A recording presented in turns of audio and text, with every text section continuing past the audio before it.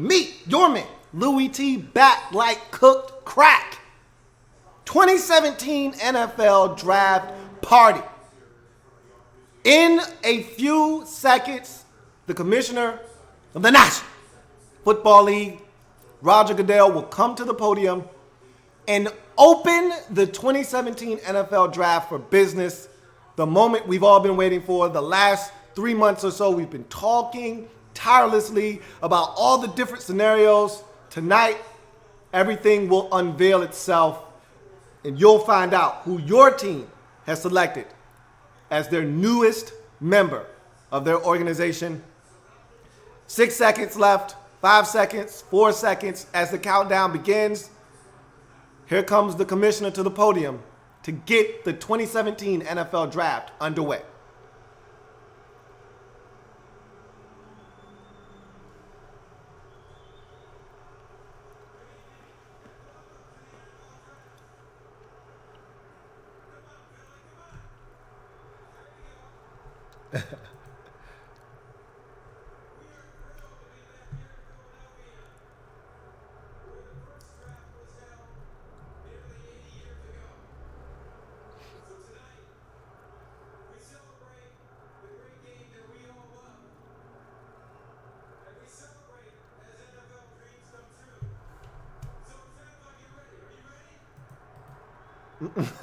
They booing the draws off of Raj, just like they should. All right, so it's officially open, guys.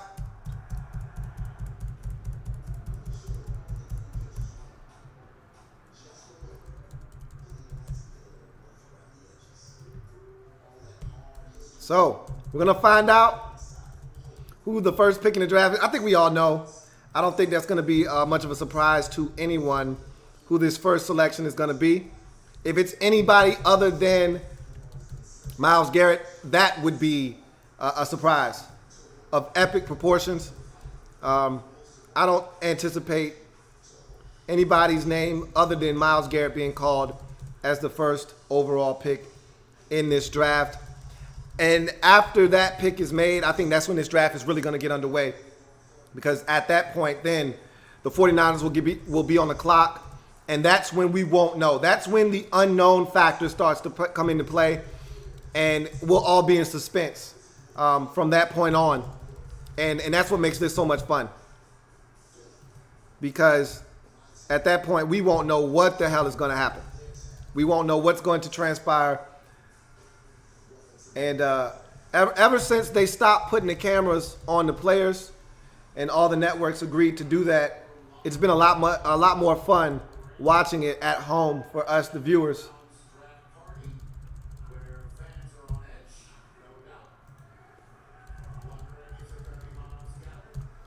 So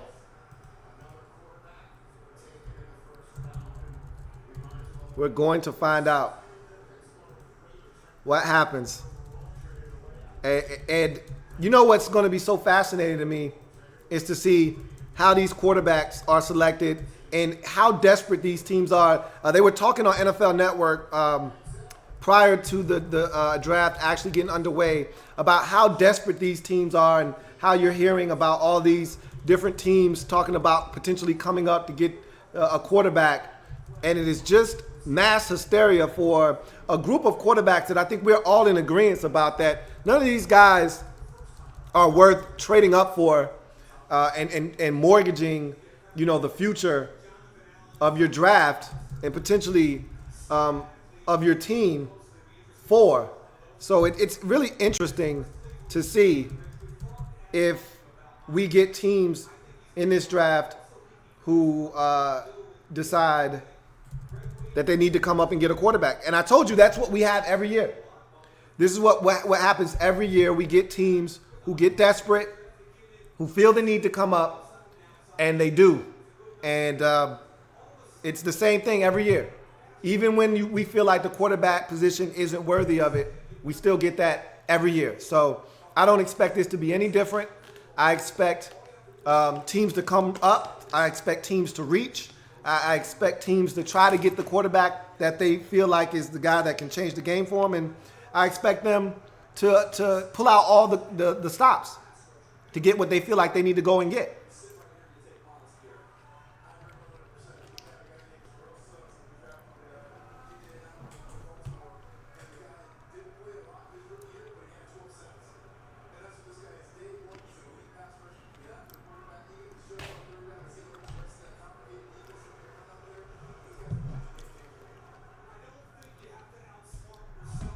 And that's what I've been saying this entire draft process is don't overthink this.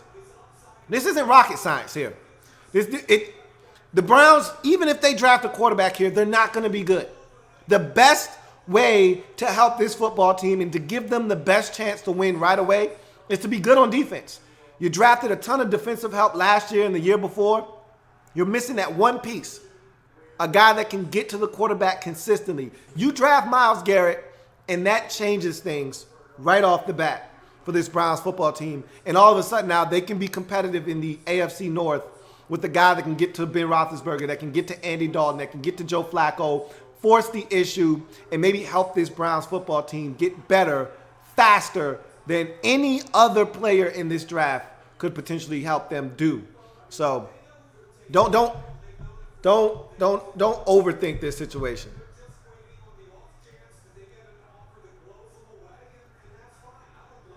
Reese says, here we go. This is where it all comes together.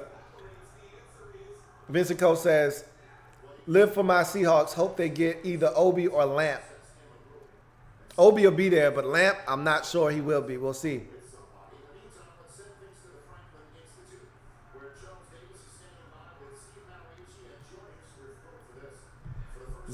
Sin Day Co says, not going to bore you guys with my Panthers talk, but if Dave Gettleman hasn't made a believer out of you this offseason, he will by Saturday night. Y'all sleep on, we're back.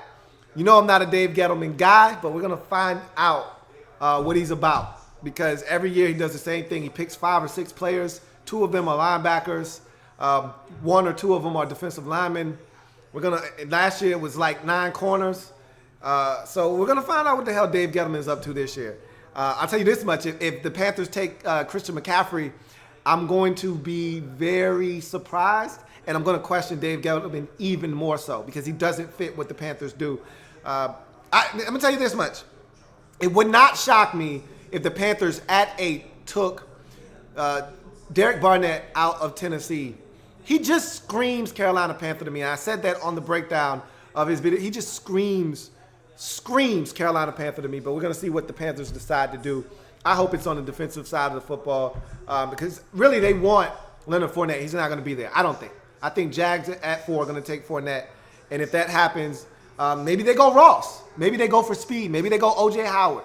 That's been some talk of recent weeks. O.J. Howard could be a possibility there. I don't understand that talk. You still got Olsen, who's still playing at a very high level. You still got Ed Dickson. You may not like him. You may hate him, but Ed Dickson is a serviceable tight end. I don't know why you would necessarily. And I think you drafted a guy. I don't know if he's still on your roster or not. In the 7th round last year. I don't understand that talk at all. So we'll see. The pick is in. So now we're just waiting for Roger Goodell to make it back up to the podium to announce that the Browns selected Myles Garrett with the first overall pick in the 2017 NFL Draft. Then we can move on and really get to the suspenseful part of this draft as we move into the uncharted territory and the unknown. Let's see. 49ers, Too Good says, 49ers have the second easiest choice in this draft. Stay at 2, take Adams, call it a night. No need to get cute. I think that's the smart move. Either you take Adams or you take Stanford defensive lineman Solomon Thomas. I just feel like the 49ers have been taking safeties for years, but the general manager is now John Lynch. He's an ex-safety. He already made mention that he's looking for his Earl Thomas. So I think Adams would be that guy if you're looking for that type of player. Roger Goodell at the podium, making the announcement right now.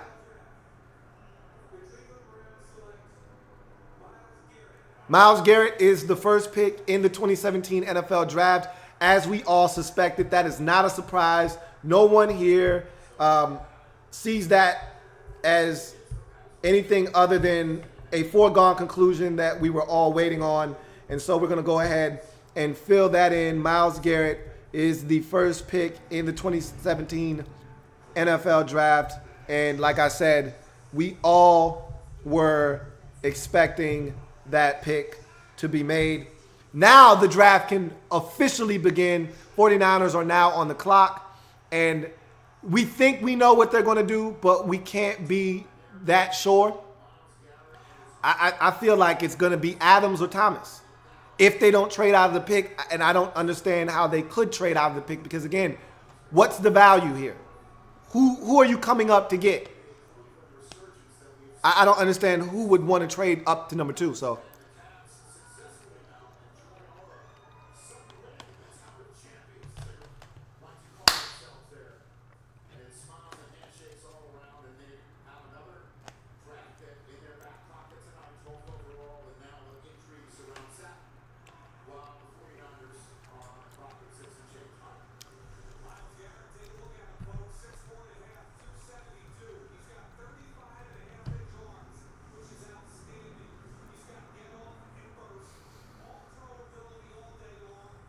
All right. Let's get to some more of your comments. As Myles Garrett is the first overall pick.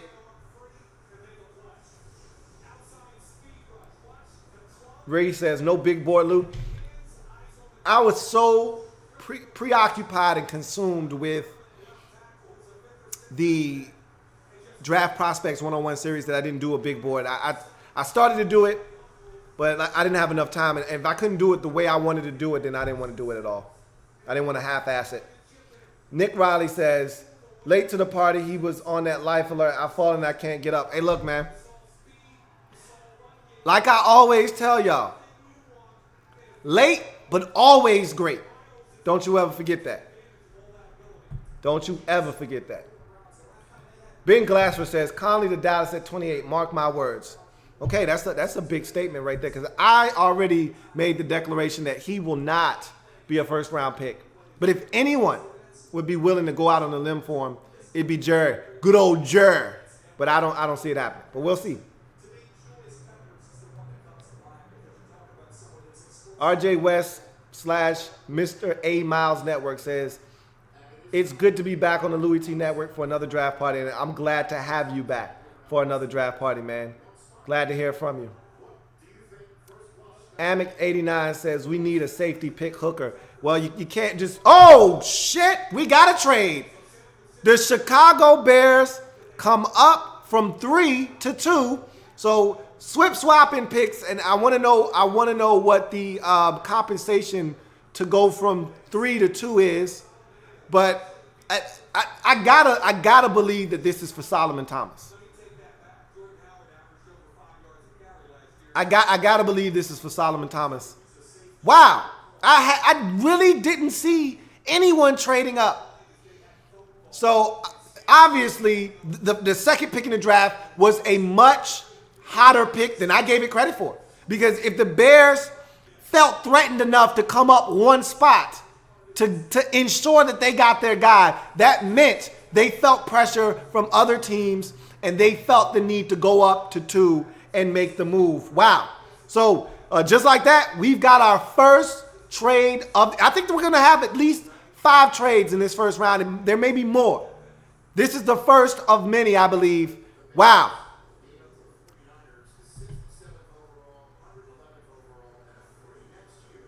Okay, so they gave up a ton. Okay, they gave up a ton to move up in this draft. They gave up a 3rd round next year, the 111th pick in this draft. So, if I'm not mistaken, that's a 4th rounder in this draft.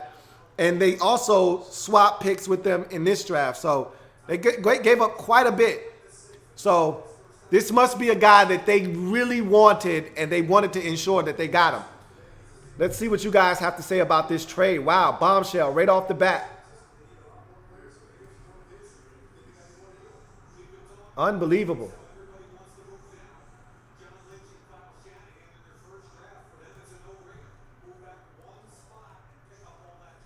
But Wow, move back a spot and they get a ton of compensation. If you're a 49ers fan, you got to be excited about that. So here's the trade. Bears move up one spot from 3 to 2. 49ers move back to 3 and also pick up a third rounder this year, a third rounder next year, and a fourth rounder this year as well. So that's a lot of capital, as Mike Mayock said, to move back one spot. So the Bears must be in love with this player that they're about to draft and felt like it was a necessity. It's either going to be Adams or it's going to be Solomon Thomas. I think it's Solomon Thomas. If I had to guess, that's who they came up to get at number 2 overall. You give up a third and a fourth rounder, you better be sold on this player. Let's see what you guys have to say. Nick says, why the F would the Bears trade up? You're going to find out here in a few minutes as to why they would trade up. Obviously, they felt the need to go get a guy. And I've always said, and you know my mantra, go get your guy when you feel the need to get your guy. And obviously, the Bears felt that it was an absolute necessity to go up one spot to get their guy.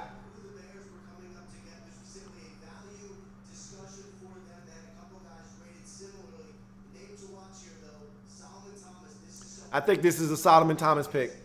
Christian McCoy says, honestly, I would be happy with any of the Alabama top prospects dropping to us at 9, mostly Foster. Foster will definitely be there for sure.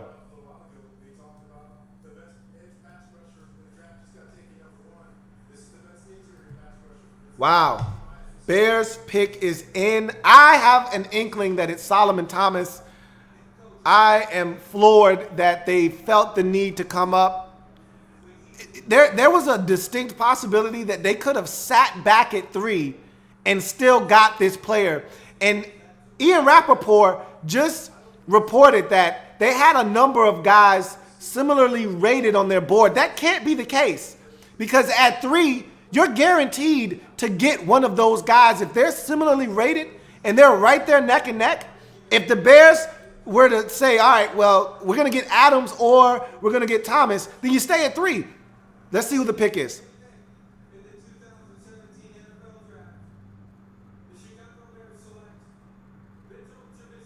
Wow. Wow. That's why they came up. The Bears moved up to get Mitchell Trubisky, our first bombshell of this draft. I told you teams are going to overreact. I did not think that meant up to number 2. But I told you teams would overreact and try to come up for these quarterbacks. I told you it was going to be 4 of these goddamn bastards going in the first round. You thought I was bullshitting. That's 1. We got 3 more going in the first round. If Trubisky is going 2, you can't tell me there's not 3 more quarterbacks going in the first round. I am sold, more so than ever before, that 4 quarterbacks are going in the first round. First bombshell, I told you, the draft doesn't start until we get a surprise. Surprise! Mitchell Trubisky, 2nd overall selection after a trade. The Bears, remember, just signed Mike Glennon, a.k.a. Longneck, in the offseason to a 3-year deal. And they trade up to get Mitchell Trubisky. What does that mean for Mike Glennon? I don't know. But I do know this much. They were sold on Mitchell Trubisky and his ability to get it done. So maybe the Bears all along viewed Mike Glennon as a stopgap. That's an expensive-ass stopgap if you ask me. But nonetheless, Trubisky doesn't have to play right away. He can sit, he can learn behind Glennon, and that is amazing. Bears fans are disappointed. As you can see, they don't know what the hell's going on. None of us know what the hell is going on. But the Bears trade up for Mitchell Trubisky. Wow. All right, let's see what you guys have to say. This is amazing. This is amazing. This is amazing, guys. This is why we love the draft, goddammit. This is why, right here. Hey, and I'm going to tell y'all right now, all these mock drafts, they're going to hell right now. The mock drafts just went to hell in a handbasket. Unbelievable. Unbelievable.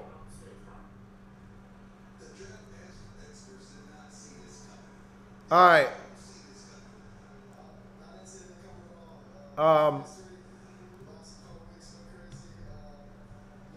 I hear you. I hear you, Nick. Nick says, I hear you, bro. You want your guy, go get him. But to trade up one spot and trade away all those picks are wide, and then to go and get a quarterback at that when you just went and signed one, everyone is all in unison saying, what the F just happened? Trubisky, what? Everyone was in amazement.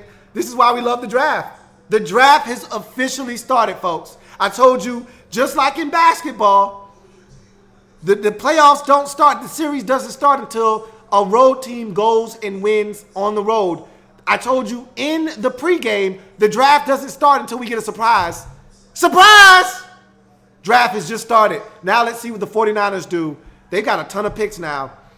As they move back, pick up a ton of picks, and they're still going to get a guy that they were going to take it to. They weren't taking Mitchell Trubisky. So this works out beautifully for the 49ers. They're still going to take Solomon Thomas or Adams out of LSU. So the 49ers right now are the biggest winner of the first 30 minutes of the draft. By far and away the biggest winner because they're still going to get the guy they were going to take it to. And they picked up a third, a fourth this year, and a third next year. The 49ers have officially won the first hour of this draft. Fred Springer says, I don't get this trade. Titans were not going for Mitch. Wow. I'm floored. Just like all of you are. Mind Draw says, as a Lions fan, I love this. I bet you do. Nick says, I swear I said they were going to trade up for a quarterback. But the Bears, though? I didn't see that one coming. Bernard543 says, horrible pick. Wow. The 49ers are winning right now. John Lynch and company, to me right now, they deserve some kudos, man. As a matter of fact, I'm going to give them a golf clap right now. John Lynch and his whole entire staff, golf clap, man. They deserve it because they just raped the Chicago Bears, and they weren't going to take Mitchell Trubisky. They're going to still get the guy that they were going to take it to. That's amazing.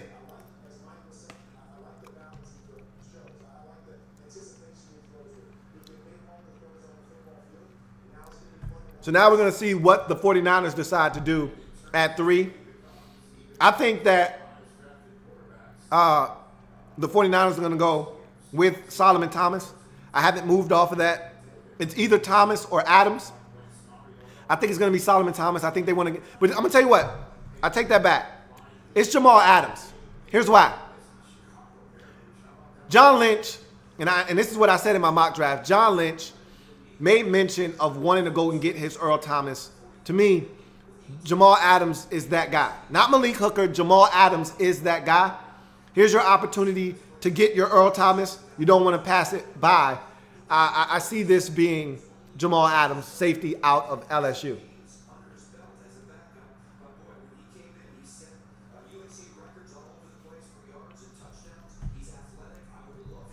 And as a Redskin fan, this is why you need a GM. This is why you need a shrewd, smart GM. Not saying that John Lynch is that, but you feel more comfortable when you got a guy pulling the strings that's going to make smart decisions.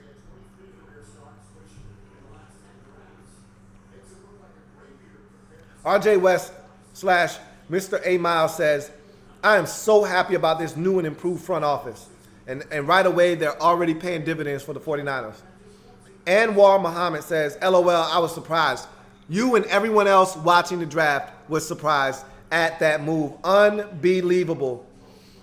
Brian Emerson says, watch the 49ers take Watson. No way. No way, no way. If that happens, I think everybody in unison would go nuts if the 49ers did that. They're not going to do that. But if they did that, guess what? My prediction of 4 quarterbacks going in the first round, how asinine would that sound then?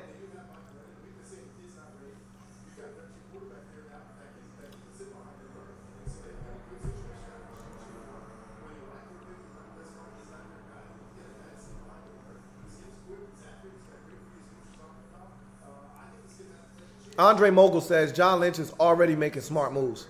I couldn't agree with you more. Now I want to see what he does with this pick. And look, we always glorify teams for making these moves. It's not the move that's important. It's what you do with those picks, okay?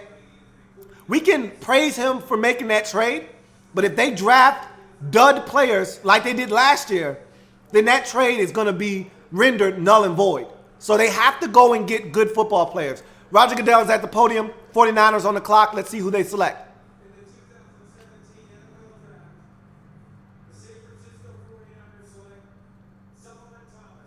Solomon Thomas is the pick out of Stanford. I'm a pass rusher over a secondary guy because you can get to the quarterback. You can affect change. And so I had that same debate, chicken versus the egg with the Cowboys. They need both defensive end and cornerback help. If you can go get the guy that can go get the quarterback, that solves both of your needs and puts a Band-Aid on a secondary that may be a little suspect. I love this move for the 49ers. I love this move for them. And being that they're making a switch to a 4-3, they need an interior pass rusher. I don't think Eric Armstead nor Defoe is that guy. Here's your new beast defensive lineman in San Francisco, Solomon Thomas. I think it's a really solid pick by the 49ers. Build from within. That's what they're doing here with this pick. So John Lynch making a huge splash early on in the 2017 NFL Draft, trading back the Bears, surprising us all, going and getting Mitchell Trubisky after signing Mike Glennon to a 3-year contract in the offseason. They go and they double down on the quarterback position and draft Mitchell Trubisky out of North Carolina. 49ers follow that up with Solomon Thomas. Let's, in all of the shock and haste of the situation, I wasn't filling out the the draft order.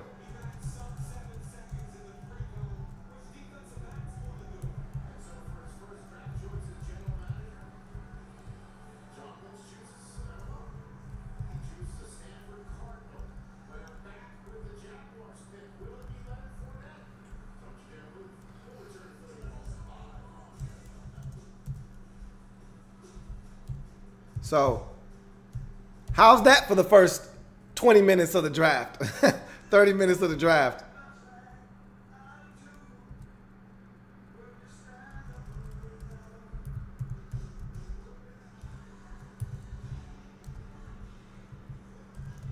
Wow. Unbelievable. So, Mitchell Trubisky goes off the board.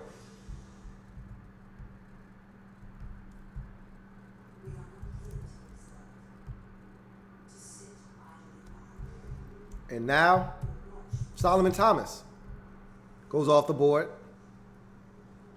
to the Bears, or to the 49ers, I should say.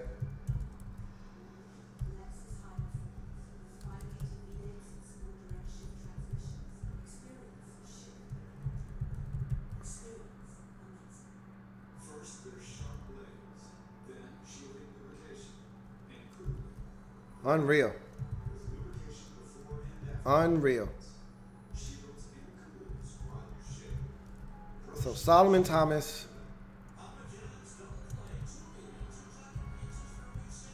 is now a San Francisco 49er. Want to get your thoughts on that, guys.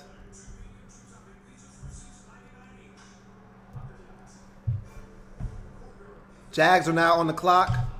Let's see what you guys have to say about what we have going on right now. Unbelievable. Unbelievable that the Bears come up and make that move. 49ers go and get Solomon Thomas, keep him out in the Bay Area. And so now the Jacksonville Jaguars are on the clock. Let's see what you guys have to say. Bernard543 says, Niner fans have to be happy. Fantastic move by Lynch. Agreed. Isaac Snook says, Cousins trade now to the 49ers. I doubt it. I don't think those picks make much of a difference. Redskins are looking for first rounders. They wanted that number 2 overall pick, and 49ers weren't trying to give it up. Slip Ammo says, he might be good. Who knows? A lot of you getting your info secondhand anyways. No one's killing Mitchell Trubisky. It's just the fact that the Bears came up to 2 to get him and gave up King's ransom for it. A third, a fourth, and a 3 next year to come up one spot. Now, the question is, if they didn't come up, would someone else have come up? And that's what we don't know. So you can't beat the Bears up. Only time will tell if that was a bad trade or not. But the initial reaction is that the 49ers won that trade. But again, what do they do with the picks? Remember how everyone killed the Redskins for going up and getting Robert Griffin III? The Rams got a ton of picks. All right, Jags already made their selection. I think I know who this is. I think you know who this is. Let's hear from Roger Goodell.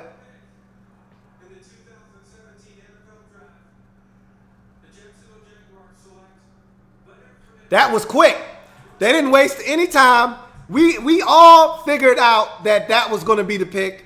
If you want to hide Blake Bortles, who is funky as funky can be, you hide him with the run game. You hand the ball off to Fournette 25 times, and you tell Blake you're only throwing it 18 to 22 times a game, buddy.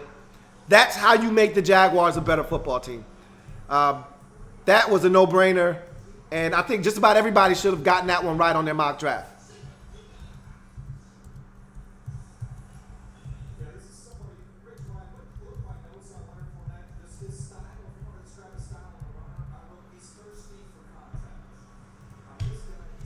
All right, so Jags do what we expected them to do.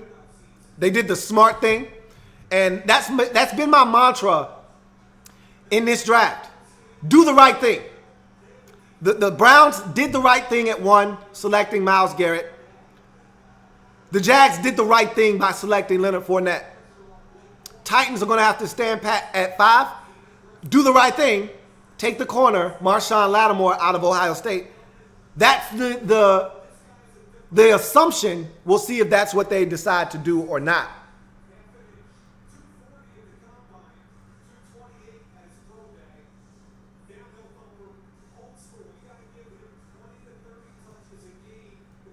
See what else you guys are saying. Your boss says 3 defensive ends in San Francisco. I guess one of them would get traded. No, so what they're going to do is 2 of those guys are going to be playing defensive tackle. 2 of those guys, they're moving from a 3-4 to a 4-3. 2 of those guys are going to play defensive tackle, and I think they're going to have a little bit of a rotation.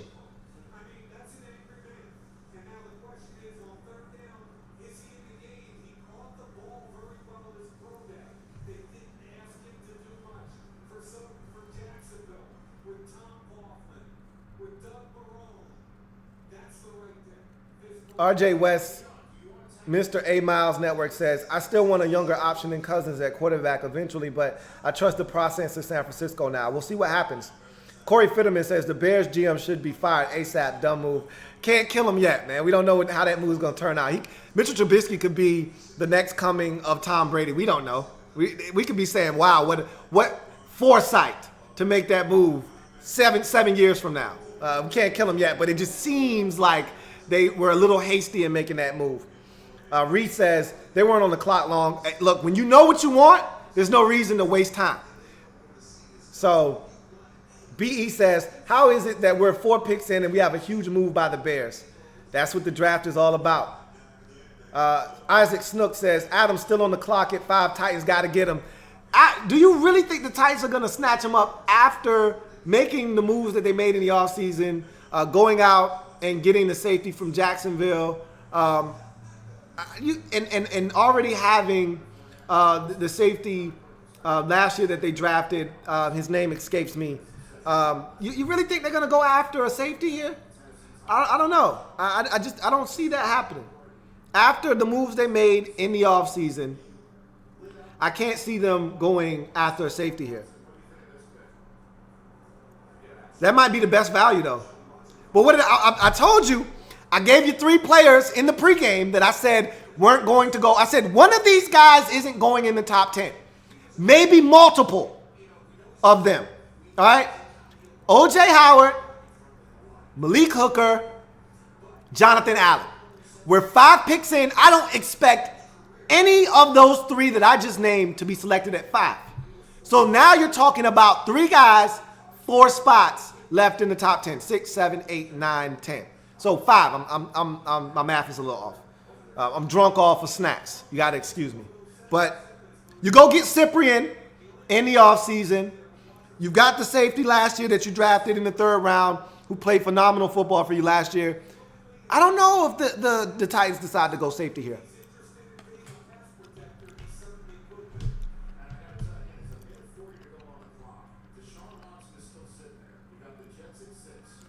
The Jags need to do the run game and to go get going in order to fix Blake Bortles.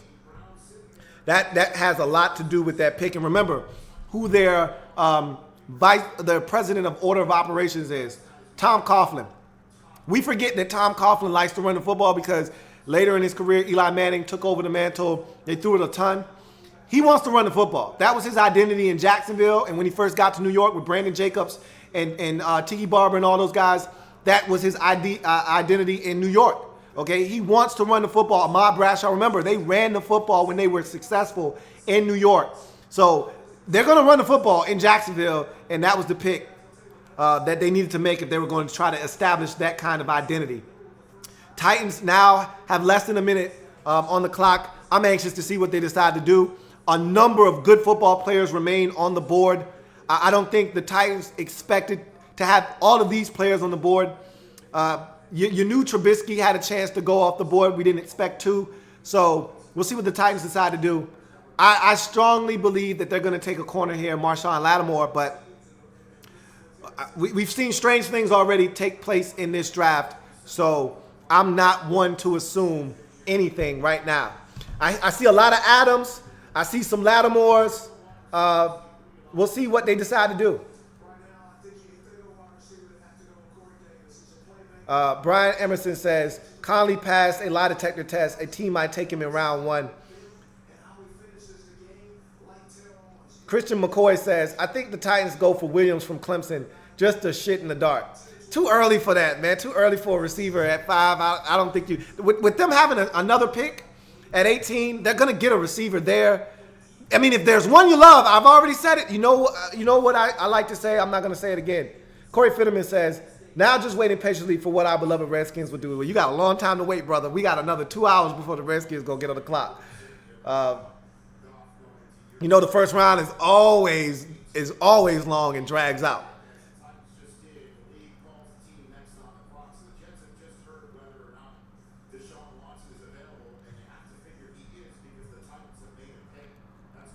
All right, so the commissioner is going to be coming to the podium any second now. The Titans pick is in.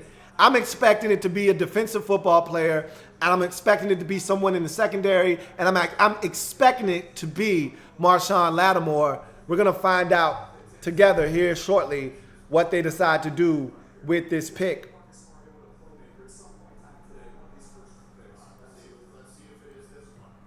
All right, here comes the commissioner to the podium to announce the Titans' first of 2 first-round picks in this draft, 5th overall. Let's see who the Titans decide to select.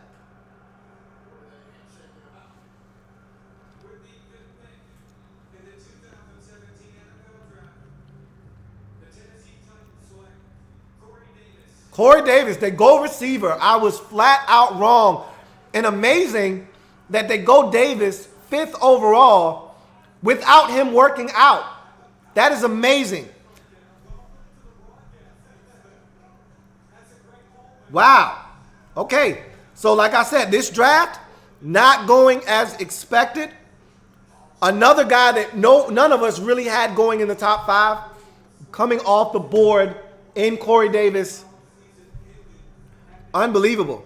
So let's put the Titans up and give them wide receiver Corey Davis out of Western Michigan. To me, he's the best receiver in this draft. Gives you the combination of size and speed that no other receiver really gives you other than Zay Jones. But Zay Jones doesn't play at that speed that he was timed at the combine. So to me, Corey Davis is the one true guy in this draft that not only can catch the ball, make you miss, but also has the speed and acceleration to pull away from defenders. He's a guy that runs tremendous routes. There's not much to not like about Corey Davis other than there were quite a few drops on tape, but it's not because he can't catch the football naturally. It was just a lack of concentration. If he focuses, he catches the football. It's a great pick for the Titans. It gives them the number one bona fide wide receiver that they needed to get for Marcus Mariota. Do I think it was a little early for him? Sure, but again, get your guy when you feel the need to get your guy. That's what the Titans just did, selecting Corey Davis out of Western Michigan, 5th overall in the 2017 NFL Draft. Unreal. This has been a roller coaster ride of a draft thus far. I don't think many of us had Mitchell Trubisky going 2nd overall to not the 49ers, but the Chicago Bears, and Corey Davis going 5th overall to the Tennessee Titans. I don't think any of us had that. And now, one of the most intriguing picks of the top 10, the New York Jets, because nobody, and I mean nobody, has any clue what the Jets are thinking. Normally, whatever the Jets are thinking doesn't make sense. So now, the Jets need corner help. The Jets could use a safety. The Jets could use a pass rusher. The Jets could use a quarterback. They could go in a multitude of directions. My money is on the Jets taking a quarterback. I seriously could see them taking Deshaun Watson. It just seems like a Jet pick to me. It just seems like a Jet pick. Let's see what you guys are saying out there.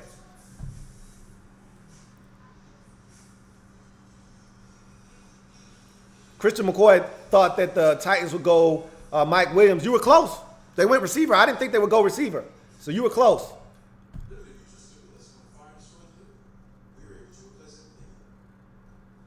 Let's see. And Christian just said, hey, right position, wrong guy. You were absolutely spot on with the position. I did not think that they would go receiver that early. I'm really surprised about that.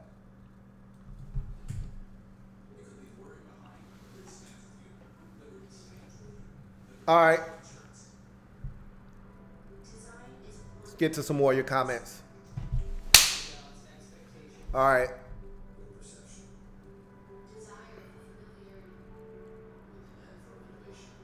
BE says, wow. Wow is right. Isaac Snook says, so many good players left. I told you that players were going to drop in this draft. It never goes the way that we anticipate it going. Just because it makes sense doesn't mean it's going to make sense once the draft actually gets here. Christian McCoy says, right position, wrong guy, LOL. And that's what I said earlier. Sean Mack says, let's get up here. I hope this keeps going. My Browns are going to get another damn great player. The way that it's trending right now, a guy like John Allen is going to be on the board for you at 12. And like I said, I told you, O.J. Howard, Jonathan Allen, Malik Hooker, one of those guys, if not more than one, was going to fall out of the top 10. Right now, we're on pace for more than one of them because Adams still hasn't gone. And I think Adams is going to go before Hooker does. You got to think that Jonathan Allen has to hear his name called here shortly. I said that I didn't think he would get past Carolina if he was on the board at 8. Going to be intriguing to see what the Panthers do at 8, but this Jets pick could change a lot of things. So we'll see what the Jets decide to do here. Less than 3 minutes to go until that Jets pick will be announced. BE says, Jets go with Hooker. I just can't see it. But I've been wrong so much tonight that might be the pick. I've been so wrong tonight.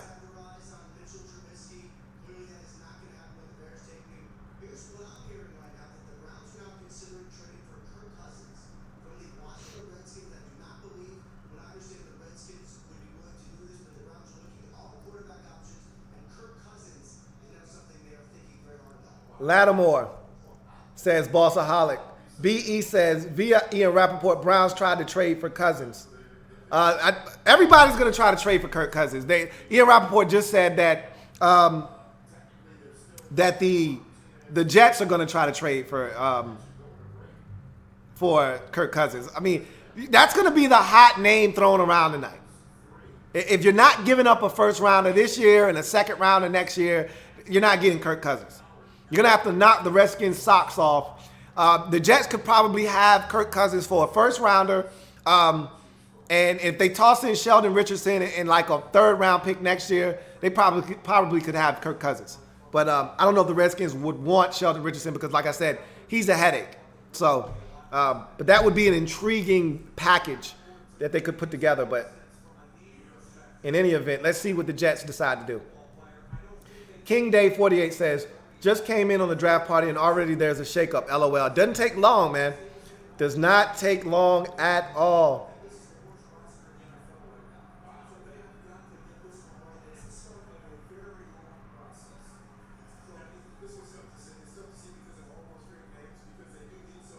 Jazz E. Votis says, let's call him Jazz EV, says, this is wild, man. Love your show, fam. Hey, I appreciate that.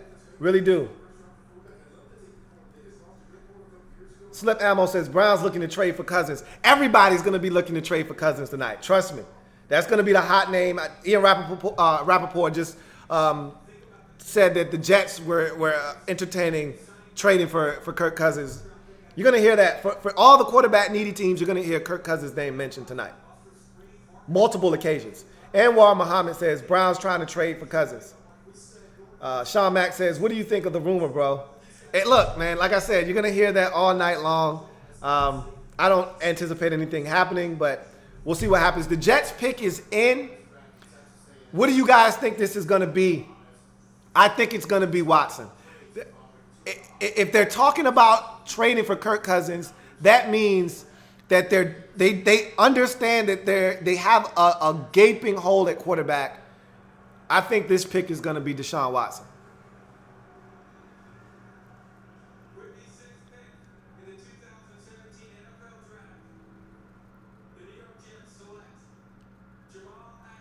Jamal Adams, safety out of LSU, comes off the board to the New York Jets.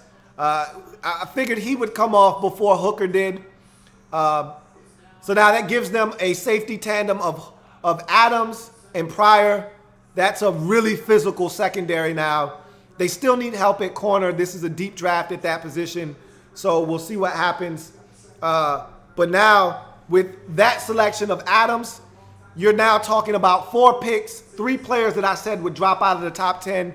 I could easily see multiples now dropping out of the top 10. I was confident that at least one would fall. Right now, it's looking like all 3 of them may not go in the first 10 picks. I still think Jonathan Allen is going to hear his name called in the top 10. Hooker is a guy that I think will fall out for sure. And also, I never thought O.J. Howard was going in the top 10. He may go to Buffalo. Wouldn't shock me there. The Bengals are the wild card of the top 10, if you ask me, because they could go offense, they could go defense, they could go a number of different directions. We don't know what the Cincinnati Bengals are going to do at 9. But one thing's for sure, the Jets just got themselves a hell of a football player. And to me, the best safety in this draft in Jamal Adams. Let's give the Jets their selection of Jamal Adams at number 6. To help bolster that secondary that was porous a season ago. Like I said before, they still need cornerback help, but Adams gives them the flexibility to be able to do some things with a single high look that they just weren't capable of doing a season ago. And so that makes this a big-time pickup for the Jets.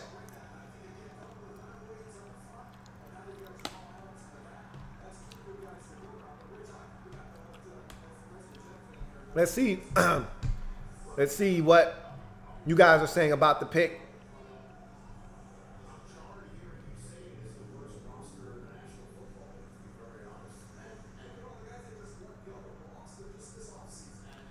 My man Reese says he saw LAC on the screen and he thought it was the Clippers for a second. Hey, man, you got to get used to those Los Angeles Chargers.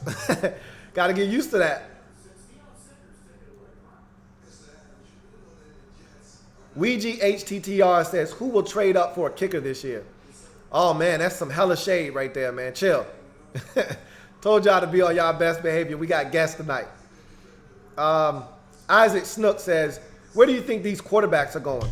So I thought Watson was always going to the Texans at 25. So that hasn't changed for me.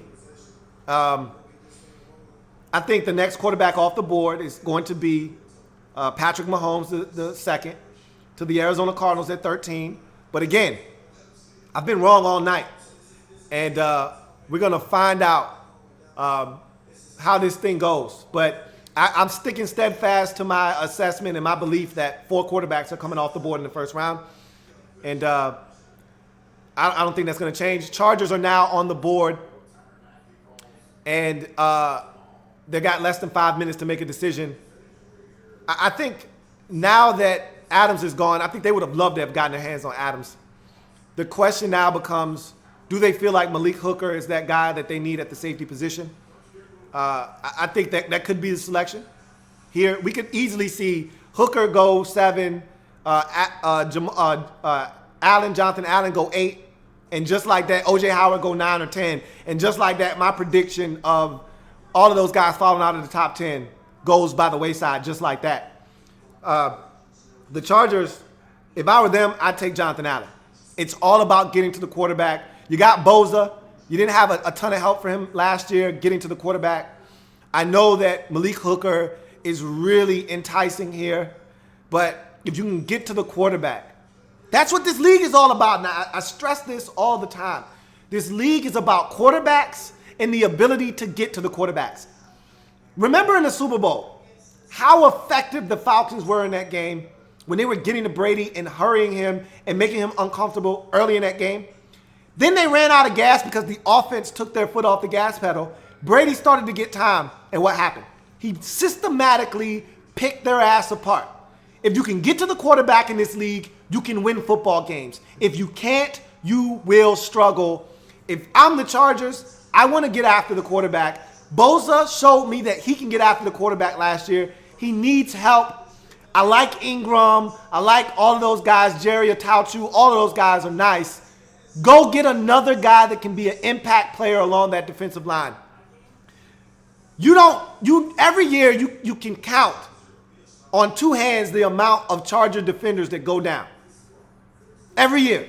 So have insurance just in case you have an injury at the cornerback position like you do every year with Jason Verrett.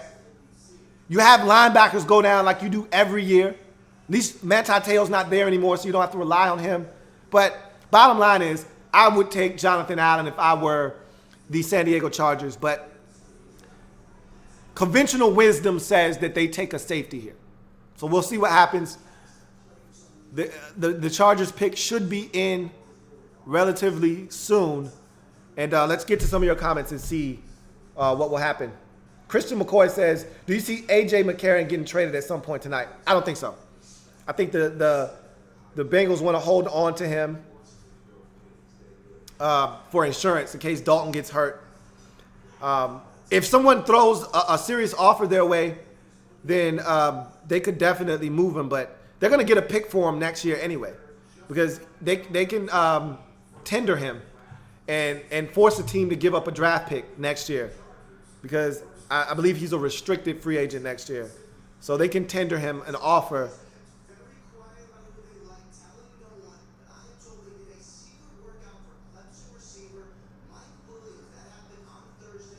All right, so Ian Rappaport is reporting that the Chargers had a secret workout with Mike Williams, the receiver out of Clemson. Makes sense. I talked about the need for the Chargers to get a receiver. I didn't think they would do it this early, but I didn't think Corey Davis was going to come off the board at 5. So, again, once teams start pulling off players at positions that are very thin, that's when you get teams to come up and say, you know what, let me get mine now, because there aren't a number of these guys. Limited supply, okay? As I was always told, supplies only available, go get them while they're available, okay? Limited supply, go get it while it's available. So we'll see if the Chargers decide to go offense. All right, so here comes the commissioner with the Chargers pick. Let's see who they select.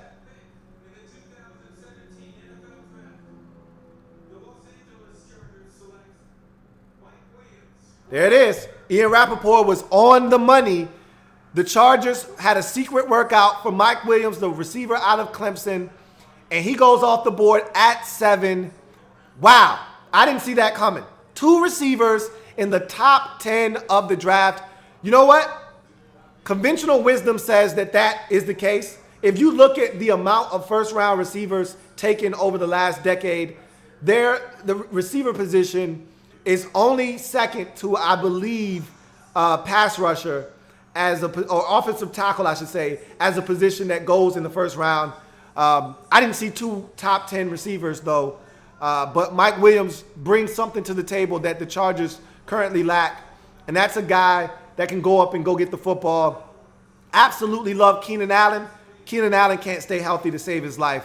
You need to have a guy like this. And I know they got tons of size out in San Diego, but not like this. Not like a guy like this that can run, that can be physical at the line of scrimmage, that can separate, that can win.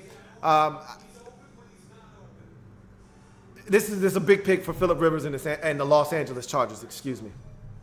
Sean Mack says, I said all along I thought Jamal Adams was the best player overall in the draft.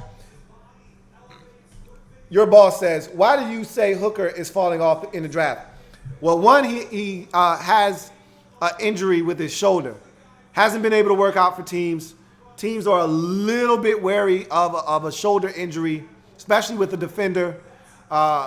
He does not tackle very well. That also turned some teams off. And so it didn't stop Corey Davis from getting drafted, the lack of workouts pre-draft. So I think teams are just not comfortable selecting a safety this early if they can't work him out and he's not a great tackler. So Hooker's fallen a little bit. He'll go eventually. He will go eventually. Let's give the Chargers their selection. If you're out there, Slump, love to hear how you feel about this selection. Any Chargers fan, my man Craig, if you're out there, if you're watching, I'd love to hear your thoughts on this selection as the Chargers select wide receiver Mike Williams out of Clemson as their first round selection, number 7 overall. Would love to hear you guys' thoughts on that selection, and also want to hear from the rest of you guys out there watching to see how you feel about that pick and any other picks that have taken place thus far. As now the Carolina Panthers are on the clock at number 8 overall, and just about the pick of the litter is available to them. The pick is in, so the Panthers aren't playing around. This better not be Christian McCaffrey. I would be floored if it is. Bossaholic says Brown's trying to get Kirk. That's the rumor.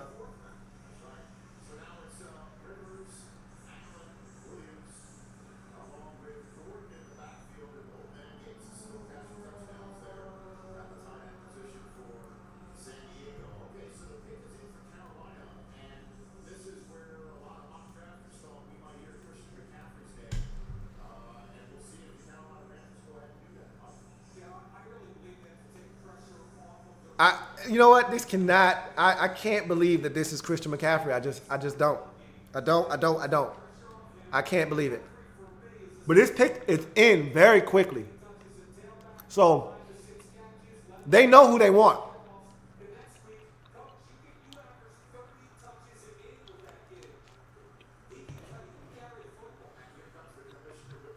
Here's the commissioner with the pick. We're going to find out if this is in fact Christian McCaffrey, which would just blow my mind.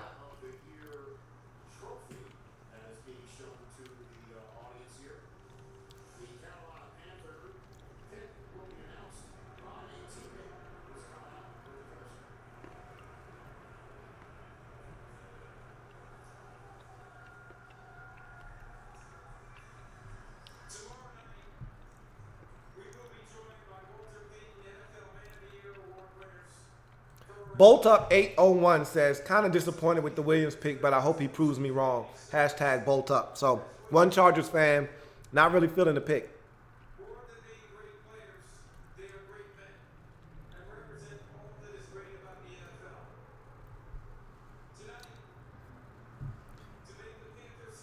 God damn it, Raj. Get on with it.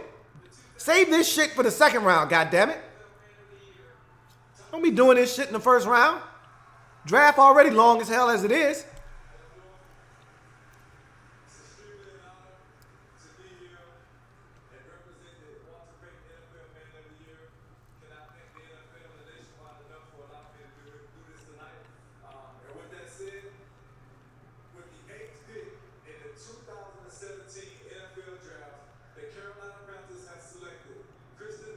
Wow. Wow. So all of those mock drafts that I've seen over the last couple of days that mocked Christian McCaffrey to the Panthers 8 overall were correct. I am absolutely floored by this selection. I don't think he fits their offense. I think he is a difference maker for sure. But I don't think Mike Shula is going to utilize him the way that, say, the Philadelphia Eagles would have in their offense. But they do run a lot of read option, which Christian McCaffrey ran a lot of gun runs at Stanford, so he will be comfortable in that setting. So maybe I take that back. Maybe he does fit a little bit of what they do from a schematics standpoint, but I look at the Panthers as more of a pound the rock team. He just doesn't strike me as a pound the rock guy. Cam Newton doesn't throw the football with touch at all. McCaffrey out of the backfield. Wow, I just didn't see this one coming. Unbelievable. I am just floored about this selection and how this draft has turned out.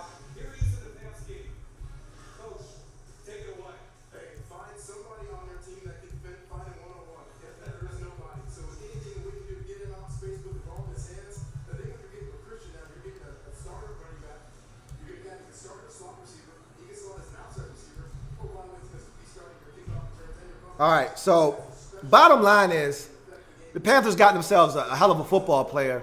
I just want to see how he's going to fit into their football team. That's essentially what I want to see. But with that pick, my first prediction that I made on the pregame show, or second, because my first prediction was that Joe Mixon wouldn't go in the first round, which I don't think anybody felt like he was going to go in the first round anyway. But my second prediction, which was my biggest prediction, or it might have been my third. I think I said Garyon Conley wouldn't go in the first round either. But in any event, my biggest prediction, my boldest prediction outside of the quarterbacks, that Jonathan Allen, Malik Hooker, and O.J. Howard, of those three, at least one, if not more than one, would fall out of the top 10. That has been clinched with that selection, as neither of those players has been selected, and there are only 2 picks remaining in the top 10.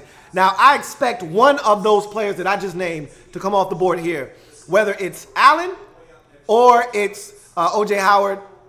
I don't know which one it'll be. They could even take Hooker. They could even use a safety.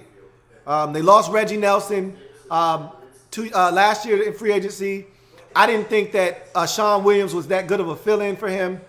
So this could be a place where Malik Hooker comes off the board. Like I said, at 9, the Bengals, to me, were one of the biggest wild cards in the top 10 because you just don't know what they're going to do.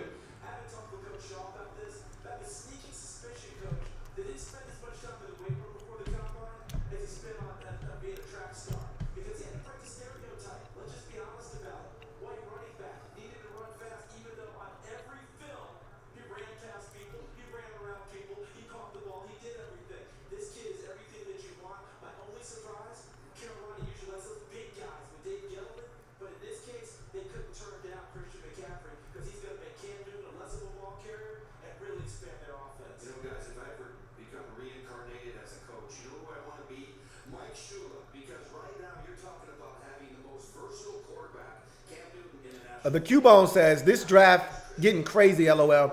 Makes me wish my Rams had that Davis pick. Nah. And the guy that you traded up for, I don't believe in his ass at all. But I do believe in Boy Wonder, your new head coach. So there's that. Peter Parker says, Louie Tee cussing those dudes out. I'm amazed that they made that selection. I just want to see how he's going to fit. Maybe I'm wrong, and maybe he fits into their offense like hand in glove. The Cincinnati Bengals pick is in. I expect it to be a defensive player. I honestly think it's Jonathan Allen, but it wouldn't shock me if it was Malik Hooker. They're not going corner. They went William Jackson III last year. He didn't play. I expect them to go defense as they struggled on that side of the football last year, and I expect it to be Allen.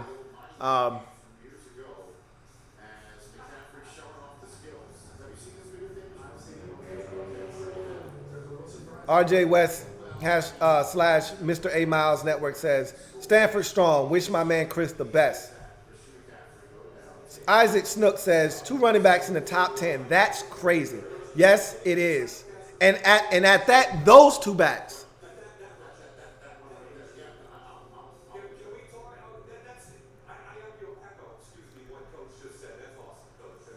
Bossaholic says, Thomas Davis, we're right when he said he is a wide receiver. He might be a receiver. He might be a receiver for them. They need a running back, though. I think I said this before. I said it again. I think Jonathan Allen is the pick here. I know they're going defense. That I can. I feel confident about.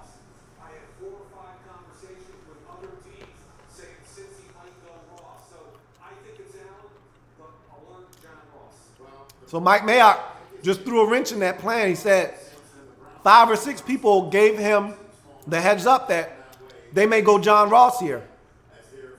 So it could be an offensive player. We could see our 3rd receiver come off the board, which to me is asinine because at this point in the draft, 3 receivers in the top 10, in the top 9, you would have never gotten that out of me. Never, ever gotten that out of me. Hell, I had Mike Williams going to the Lions at like 21.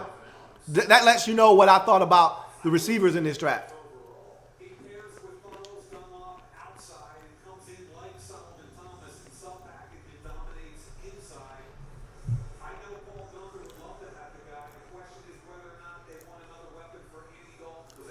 Mondraw says the Panthers don't have a ground and pound O-line anymore, though. I don't know how he fits. We're going to find out.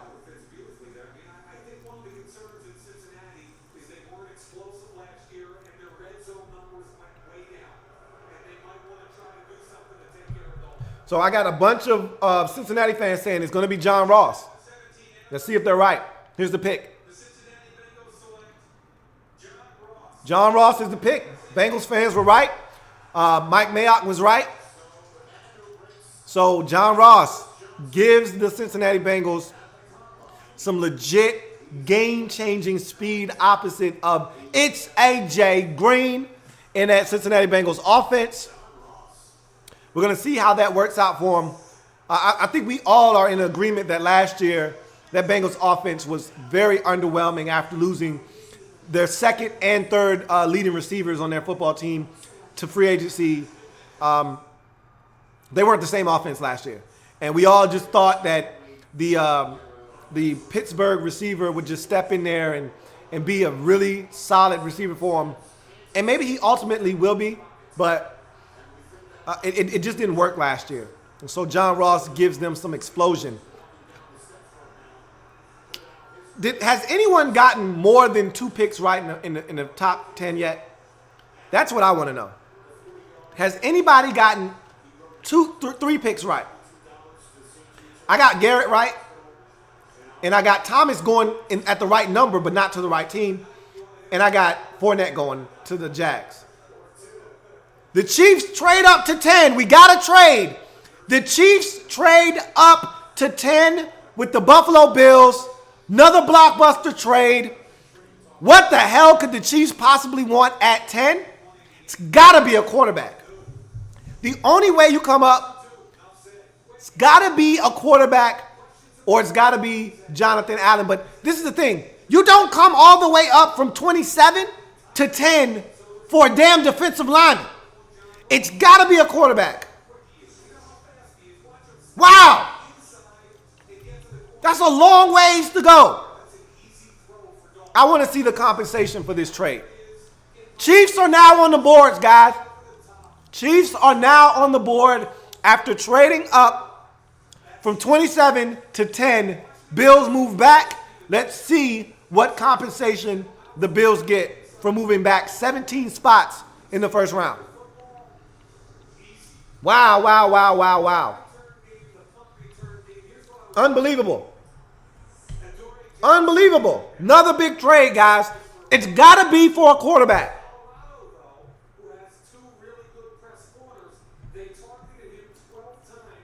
Unreal. Ouija HTTR says McCaffrey better get used to catching Cam's bullets. Exactly. Legion Charles says offensive players are going early. Top defensive talent are falling as the Dolphins. This is going well so far. A lot of good defensive players are dropping. It's a passing league, folks. I tell you this every year. It's a passing league. And I told you, this is always the prevailing thought when it's a deep position in the draft. Oh, we'll get one later. Let's make sure we get the other positions that aren't as deep. And that's what you're seeing in this draft thus far. Isaac Snook says, how good is this O-line class? It's not good at all.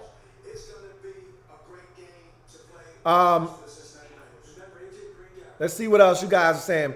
The Cubone says, I've never been a golf fan, never. In McVay, we trust. You should trust in him. But huge trade. All right, here's the compensation. The Chiefs move up to 10 and give up the 27th pick, their third round pick, and a first round pick in 2018. Ouch! They must be coming up for a quarterback. You don't give up that type of compensation if you're not coming up for a quarterback. The Buffalo Bills, again, much like we said about, it's got to be Deshaun Watson. They got to be coming up from Watson or Mahomes. But look, I said this earlier about the 49ers. It's not about the trade. It's about what you do with the picks acquired. This looks like a great pick up for the Bills. What are they going to do with those picks? The Chiefs must be coming for a quarterback. Unbelievable. It's a long way to go. They must absolutely love Deshaun Watson. It's got to be Watson. He fits what Andy Reid and the Chiefs do in Kansas City. Mahomes doesn't. This has to be Deshaun Watson. Maybe Andy Reid sees a lot of Donovan McNabb in him or something. I don't know. I don't know.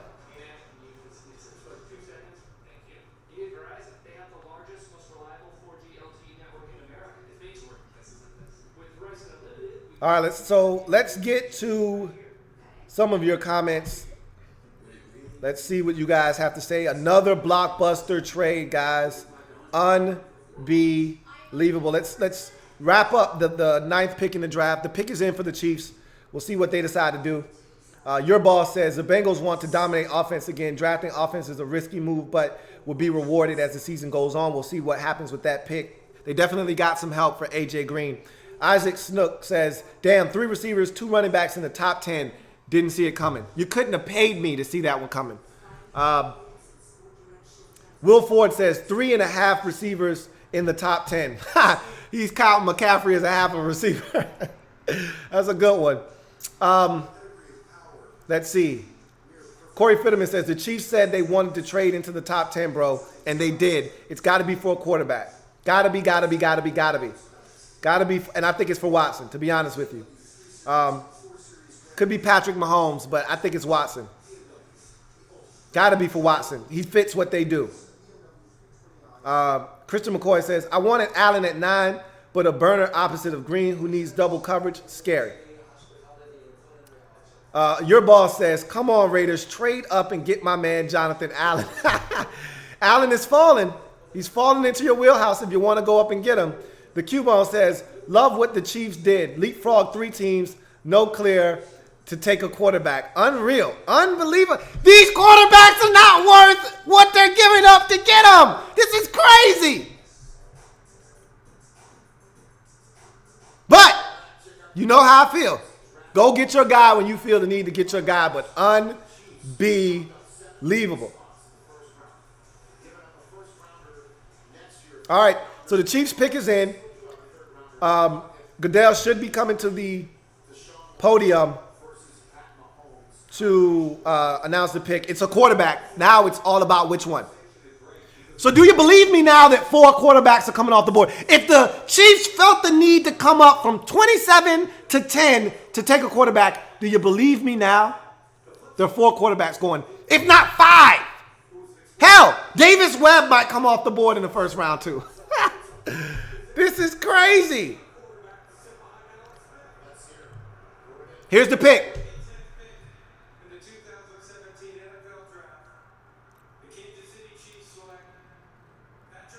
Patrick Mahomes II is the pick for the Kansas City Chiefs.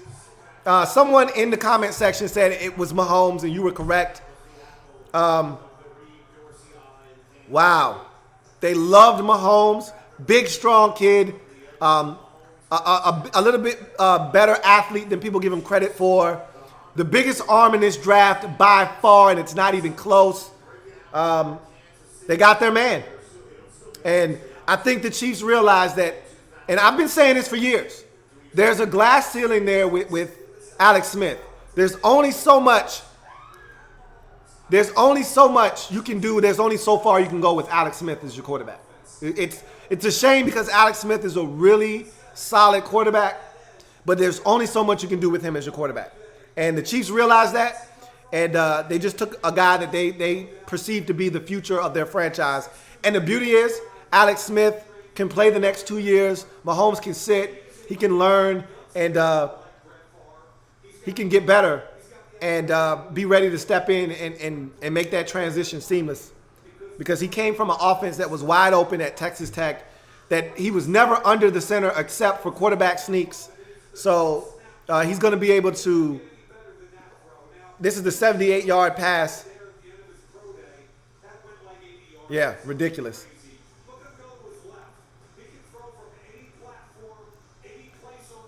Gary Robinson was screaming Mahomes, and he was right. Unreal. DMV Pride 10 says, I can't believe Lattimore, Hooker, and Allen are still on the board, hoping one of them falls to the Redskins. I'm going to tell you right now, a team like the Redskins is sitting pretty right now because Hassan Reddick is still on the board. Jonathan Allen is still on the board. Malik Hooker is still on the board. Hell, even Lattimore, a guy that I don't even think we need necessarily, he's still on the board. That's 4 players, and the Redskins are 6 picks away. So, if you're a Redskins fan, you got to be excited right now about where you stand because there is so much defensive talent left on the board. It's not even funny. And we're going to get something good. I'm excited because I didn't want Christian McCaffrey, and he's gone. I don't have to worry about that. And there's a ton of defensive talent. And this thing is shaping up that the Redskins could get a player that I don't think they ever anticipated falling to them at 17. So I'm excited. I don't know about you guys, but I am getting really antsy. All right, Will Ford says, if the Saints pick offense, we riot. You're not going offense here. You'll go offense at 32. You're going to take a defensive football play. And with all the defensive talent that's on the board, how can you pass on Malik Hooker here? How can you pass on Jonathan Allen if you're the Saints? There's no way. How can you pass on Lattimore? There's no way the Saints are going offense here. No way. Book it. I've been wrong all night. Book this. I've been right about this. I said O.J. Howard, Malik Hooker, or Jonathan Allen were going to fall out of the top 10. All 3 of them fell out of the top 10. Bang! Take that. Put it in your pipe and smoke it. But I've been wrong about everything else all night. Oh, my goodness. I'm having a ball, guys. This is awesome. All right. Let's see what we got now. Let's get to some more of your comments. So let me fill in all of the excitement and all of the different transactions that have been made. I got caught up, and I haven't been giving teams their picks. Cincinnati took wide receiver John Ross out of Washington as their pick at number 9. The Bills make a shrewd move. Trade out of trade out of 10 all the way back to 27 with the Kansas City Chiefs, who then come up and acquire quarterback Patrick Mahomes II out of Texas Tech. 2 quarterbacks down, 2 quarterbacks to go for me to be right about my first round prediction. A lot of you scoffed at my first round prediction. It is looking more and more, and they had to come up. They were afraid of the Saints, who were very interested. I don't think the Saints were going to take them, but they didn't know. They weren't sure. That's why they had to come up and get in front of the Saints. They definitely had to get in front of Arizona, for sure. The Cardinals were definitely interested, and I think they were going to take them. This changes everything. This changes everything.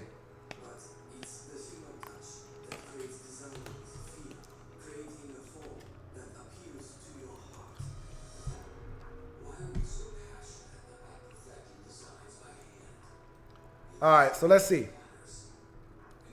Let's get to some of your comments. All right. Isaac Snook says, Arizona still getting a quarterback, question mark. I don't know. I don't know if Deshaun Watson fits what they do in Arizona. I think Kaiser more so fits Arizona than Watson does. But are they in love with Kaiser? I don't know. I don't know the answer to that. I thought if Arizona wasn't taking a quarterback, they were going to take a receiver. There aren't any receivers left. So I'm really baffled as to what the Cardinals are going to do at 13. I'm assuming now the pick has to be corner. They were horrible at the cornerback position opposite of Pat P last year. I assume the pick has to be Lattimore if he's there at 13. I think they should run the card up to the podium, as a matter of fact, if Lattimore is there at 13, if you're the Cardinals. So the pick is in for the Saints. It's got to be a defensive football player, if you ask me. The Cubone says, my favorite quarterback in the draft, Mahomes to the Chiefs. Control Reality says, could 5 quarterbacks go? That's what I said. It could be 5 now. I'm still going with 4. I don't think Davis Webb sneaks in, but I told you, the quarterback position is unlike any in the draft. Once one comes off the board early, teams start reaching. We saw Trubisky go at 2. Nobody expected that. That pushed everybody else up on high alert. And now we've got 2 off the board in the top 10. So now we're going to see what happens with the other quarterbacks in the first round. Rarely even says, maybe Mahomes can teach Alex Smith to throw longer than 14 yards. Too late. It's too old to teach an old dog new tricks. Gary Robinson said, told you. Yeah, you were spot on. You were absolutely spot on there, brother. Mind Draw says, are the Browns going to get Deshaun Watson? You know what? That may be the case. I don't know if they love him, though. The way they were drooling over Mitchell Trubisky, it could have been a smokescreen. You want me to tell you what's funny? My man B. Fox, a big Browns fan, told me a long time ago, like 3 weeks ago, he said, that Mitchell Trubisky talk is a smokescreen. We want Deshaun Watson. We're going to see if he was right all along. The picks is in for the Saints. Let's see what the Saints decide to do. It's a defensive football player. For me, I say you got an opportunity here to make your football team better with either the one of the following players: Jonathan Allen, Derek Barnett, Malik Hooker, or Marshawn Lattimore. Take one of those 4 players, keep it moving. Here's the pick by the Saints.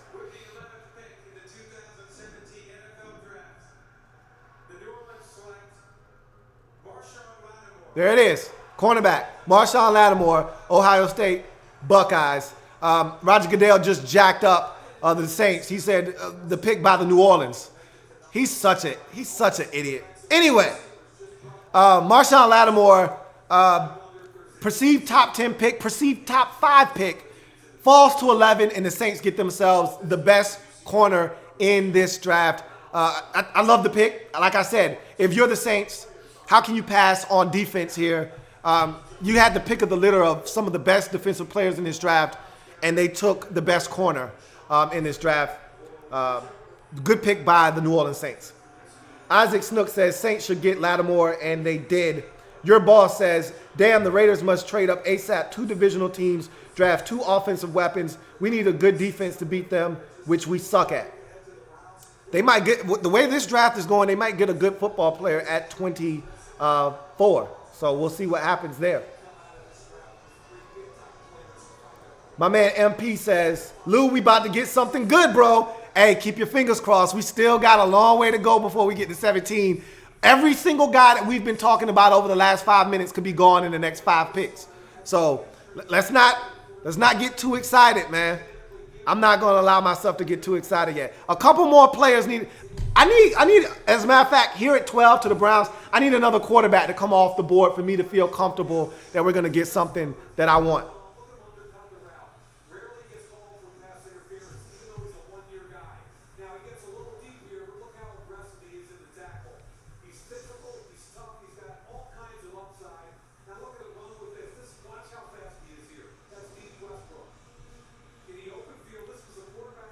Ouija HTTR says, hope the Skins don't do some dumb shit with our pick. I hope not either. But let's see what's there first before we start talking reckless, man. Y'all pump the brakes over there, man. Wise man once told me, hey, don't rush to get old. Drive slow, homie. Drive slow, okay? Pump your brakes. You don't got nowhere to go. Drive slow, homie. Live for today, because tomorrow, man, you'll never know. Drive slow. Relax. We still got 5 whole picks before we on the board. Every player that we want could be gone conceivably by the time we get to 17. Drive slow, okay? Drive slow. Pump your brakes. Sean Mack says, I'm so damn happy right now, bro. My Browns are winning this draft. Howard, Lattimore, Hooker, Allen still on the board. Well, scratch Lattimore off that list, but every other player that you said is still on the board. You're going to get a good football player, my friend. Now let's see what you decide to do. BE says, I'm pissed. Mahomes was taken before us. And they knew they had to come up before the Saints and the Cardinals, and the Chiefs did exactly that. Anwar Muhammad says, damn, didn't think 3 receivers would all go in the top 10. Me either. Me either. Vlasic says, how do you feel about Deshaun Watson to the Skins? I went, oh shit, we got another trade. Another goddamn trade. And I'm going to tell you right now, this is for a quarterback. The Texans come up to 12, go back. And so Browns fans probably pissed off because they wanted to take a good player here. But the Texans are coming up for their guy. And it's Deshaun Watson. I mocked him to the Texans at 25 in this draft. And now they come up to 12 to get their guy in Deshaun Watson. The Texans are coming up for Watson. There's no doubt in my mind that's the guy here. 3rd quarterback off the board in the first 12 picks. They're going to be at least 4 quarterbacks. There could be 5, man. It's looking more and more like 5 of these bastards are coming off the board in the first round. Texans come up from 25 all the way to 12. Browns move back. The Browns have a shit ton of picks in this draft, in the next draft, and most likely after this trade, in the draft after that as well. The Browns continue to stockpile picks. If they want Kirk Cousins, they're doing a hell of a job of stockpiling enough assets to go out and get a guy like Kirk Cousins if they're willing to give up the necessary means to do so. Another trade, guys. Texans coming up to get Deshaun Watson at 12, which speaks volumes as to the necessity for a quarterback in this league. I didn't think any of these quarterbacks were worth trading up for. All 3 of them were traded up for in the first 12 picks. I tell you this all the time. Teams will reach for a quarterback every year. It never changes. The need for a quarterback, the desperation to find a quarterback is always prevalent in this league because, as I say every year, you don't have a quarterback, you don't have a chance. Let's see what the compensation was as the Texans trade up.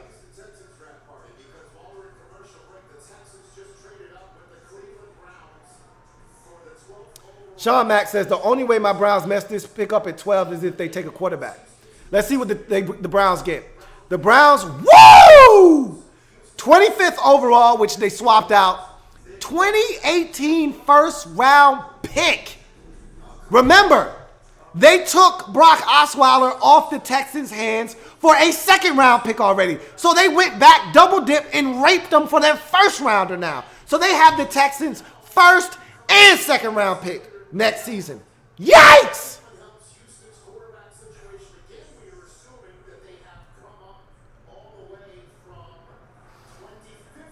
Wow. Wow. Wow. Wow. Wow.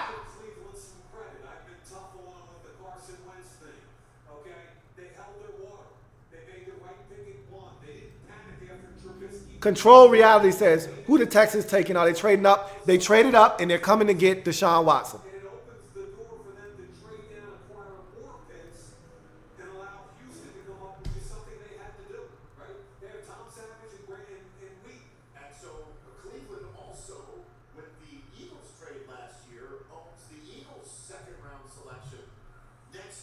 Reese says, the Saints are scared of Deshaun Jackson, Lou. The Saints couldn't stop anybody. They couldn't stop a nosebleed last year. So the pick is in. You know it's a quarterback. It's got to be Deshaun Watson. I'm convinced.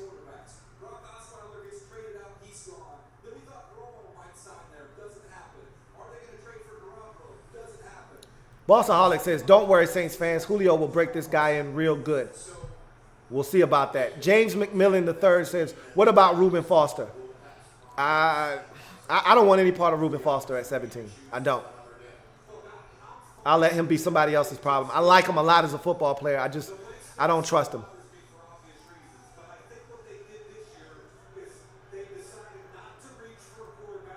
All right, Texas pick is in. Here comes the commissioner to the podium to announce it.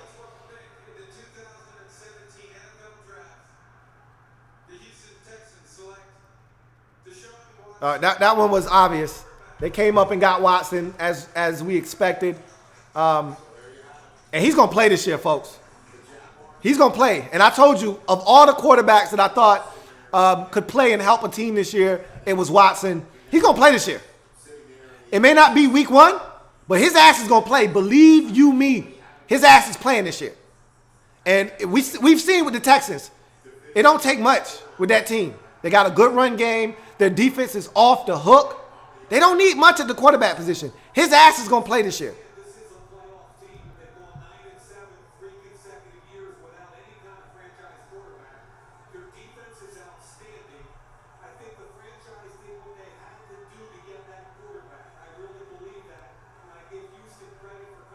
Steven Kinsler says, what's good, Lou? What the Skins doing at 17? I don't know, bruh. I'm going to tell you what, though. It's looking good for us, Steve. Another quarterback off the board. A lot of defensive talent staring us in the face. This shit is lovely. It is lovely right now.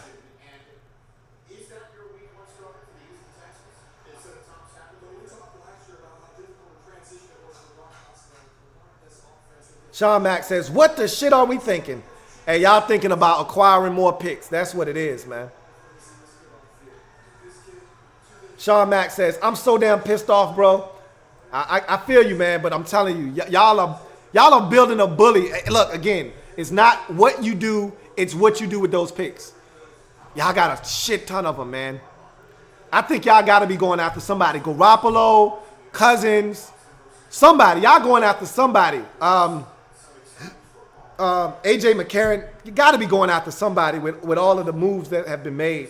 You got too many picks to spend all of them. There's no way. Sean Mack says, we didn't even get that damn much. What the hell? We got a first-round pick, Sean Mack. And I know it's the Texans, and they're probably going to win at least 9 games, and it's going to be somewhere in the 20s. It's still another damn first-round pick. It's still another bargaining chip for you.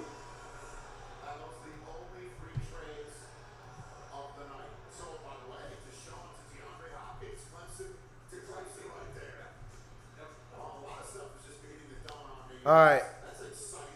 The Q-Bone says, Browns have Texas first and second pick next year. Browns don't screw this up. I think that's the consensus now. It's like, look, you got all this shit. Don't F this up. You got all these picks. Don't F this up. Sean Mack says, we should have gotten this year's third as well, at least. The first round pick is a lot, Mac. Seriously, that's a lot, bro. That first round pick, you guys made out like bandits, man.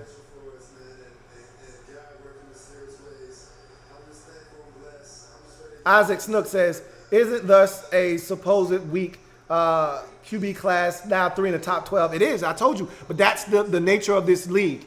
If you don't have a quarterback, you got to do whatever you can to try and get one. And even in a draft where we perceive these quarterbacks to not be cream of the crop, look at what teams did to go and get quarterbacks. That's the nature of this league. Real Live TV says, Redskins got to get a cornerback or safety or I will lose faith. I don't necessarily want a cornerback, especially with Marshawn Lattimore gone. I just want a good-ass defensive football player, man. I'll still take Hassan Reddick in a heartbeat and wouldn't think twice about it. BE says, Hooker there at 13 for Arizona. And that sounds like a good pick. They need some help in the secondary. Boy, they would have loved to have gotten their hands on Lattimore because they need cornerback help. But there's plenty of corners in this draft. There's not many Malik Hookers. I could easily see the Chiefs pulling the trigger there. Tayshawn Brown says, have you seen Watson at Gruden QB camp? The man knows nothing about calling plays in the pro office. They didn't call anything at Clemson. Everybody was looking to the sideline. It was a spread offense. That's what they do in college football. None of those quarterbacks, for the most part, called plays. Maybe with the exception of, I felt like Mahomes had a really good grasp of the offense at Texas Tech. He had to do a lot of things at the line of scrimmage. But like I said, none of these quarterbacks are adept at running a pro-style offense, really. So you could say that about just about every quarterback coming into the league this year, with the exception of a couple of guys. Nathan Peterman being one of them. Reese says, Lou, this shit is bananas. This is why we love the draft. Absolutely. RJ West / Mr. A Miles Network says, I haven't studied the draft as much this year compared to last year, so who should the Raiders at 24 take? Look, we still got a long way to go before we get, once we get a little closer and we start to see the board take shape, I'll be able to give you a little bit more insight. Look, the Raiders need help up the middle. They could use a defensive tackle. They could use 2 or 3 linebackers, inside linebackers. They could use a safety. They could use a corner.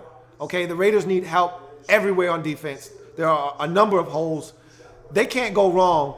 A guy like Reuben Foster, if he were to fall, and you know Reggie McKenzie, a big fan of taking SEC players, would love to get his hands on a guy like Reuben Foster. Less than 3 minutes left in the Cardinals and their selection.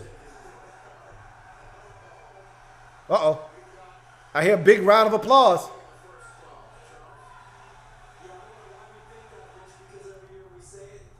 Okay, I thought something went down. Heard some a really huge round of applause. I thought something had happened. Pick is in. Cardinals pick is in. I think it's a defensive football player. I think it's Malik Hooker. All right, let's give the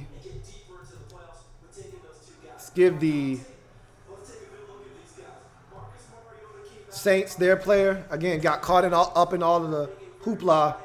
They take cornerback Marshawn Lattimore out of Ohio State University. And then the Houston Texans come up and take quarterback Deshaun Watson. The Eagles are on the board. That's what the cheer was about. Okay, that makes sense. That makes a lot of sense.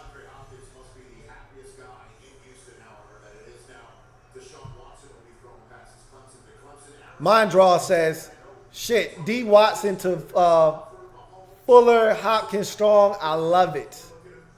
Teddy Rochler says, Louie Tee is a Skins fan. I am a Skins fan. Absolutely. Sean Mack says, the talent pool drops off at 25. We could have had Howard, Allen, Hooker, Foster. I'm 50-50 on this, bro.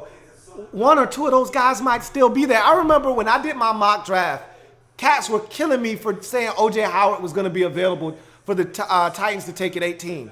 O.J. Howard is going to be on the board most likely when the Titans take the board at 18. Let's think about these next few picks. You've got the Cards, you've got the Eagles, Colts, and Ravens. I don't see any of those teams taking a tight end. None of them. Maybe the Eagles. Out of that whole group, maybe the Eagles might consider it.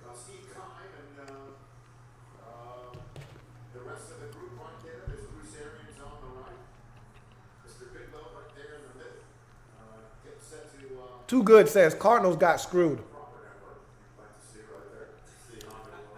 I know they definitely wanted Lattimore after seeing Mahomes come off the board, and this could still be a quarterback, folks. This could still be Deshaun Kaiser. I don't think so. It's too early for him. But I thought it was too early for all these quarterbacks. So at this point, that means absolutely nothing. Sanchez 11 says, does Washington change anything for the D-Wash change anything for the Cards pick, and thoughts about him coming back in general? Well, we haven't seen this guy in 2 years. Before he got, okay, here's the Cardinals pick. Commissioner coming to the podium now. Let's see who the Cardinals take. I think it's going to be Hooker.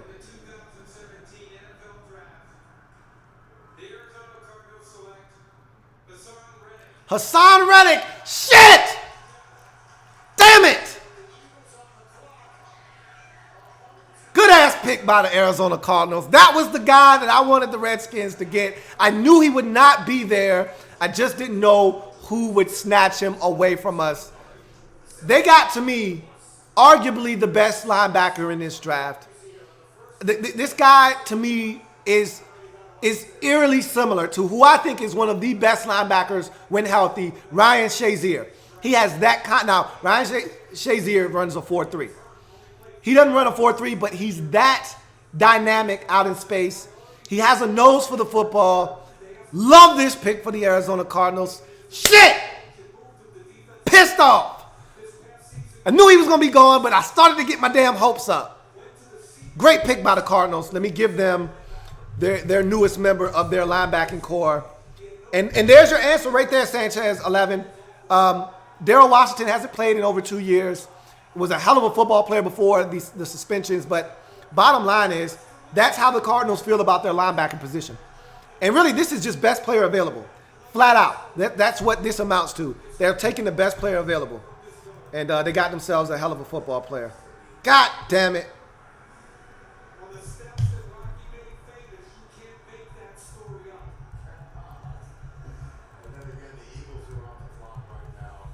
Shit. Hassan Reddick to the Arizona Cardinals. Let's see how you Cardinals fans feel about the pick. I think it's a hell of a pick. I was hoping you would take Hooker. Shit.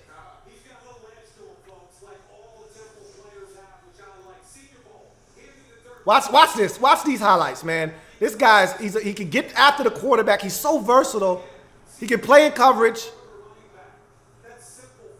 Rhino Wildman says, what about the Bears this year? I was shocked with their trade up to 2 to go get Mitchell Trubisky after what they did in the offseason.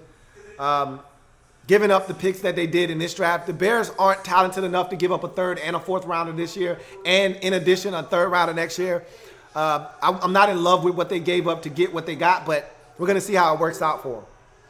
DMV Pride 10 says, I got the Cards taking Jonathan Allen or Foster. Oh, man. They got to get Wentz some help. There are absolutely zero receivers. And I think a lot of people, that's the misnomer, that they needed a receiver. They got receivers in free agency. I could see O.J. Howard coming off the board here. I really could. I thought the pick was going to be McCaffrey. He went way earlier than I could envision. This could also be Dalvin Cook. Believe it or not. Would not shock me in the least if they decided to take a running back here. They need one.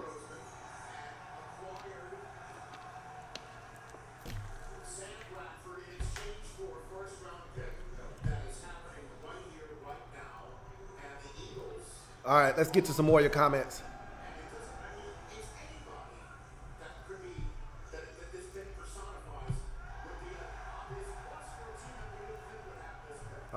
So let's get your thoughts on this Eagles selection and the Cardinals taking Hassan Reddick.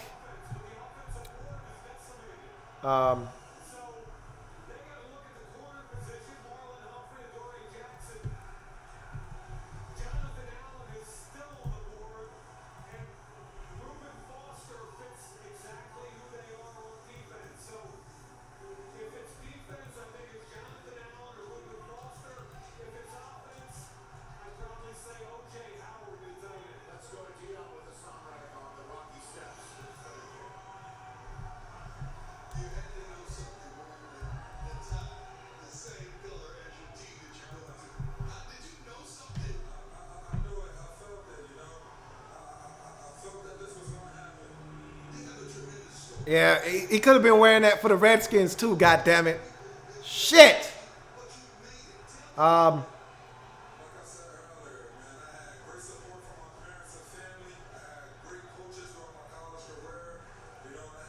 see.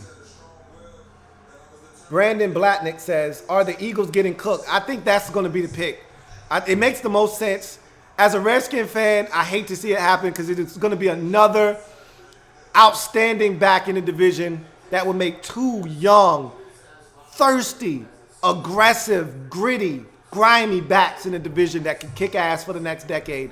So I'm not looking forward to it, but I think that's the pick. It makes the most sense.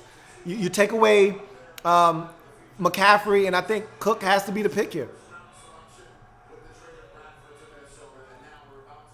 Let's see. Mondraw says, I feel you, bro. The Lions wanted him too. The Q-Bone says, damn, Louie, take a deep breath, bro. Boy, that one hurt my soul, boy. Isaac Snook says, Skins could get Foster or Allen. I want Allen now, but bottom line is, at this point, I'm going to just sit back and let whatever happens, happens.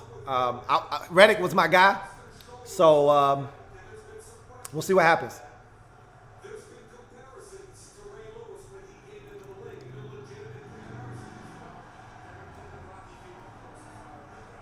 All right, so the Eagles crowd getting into it now. The pick is in. The commissioner's about to come up. I don't know if they're going to boo him this time because they're so amped. So I think they might actually get a commissioner a little bit of love because they're excited. Reese says Jonathan Adams is free falling. You mean Jonathan Allen. Yes. Free falling. I told you he was going to fall. I didn't think this far. Oh, they booed the hell out of his ass again. Here comes the commissioner to the podium with the Eagles in the 14th selection in the 2017 NFL Draft. Let's see what the Eagles decide to do. Oh shit, they doing some kind of little dedication or something.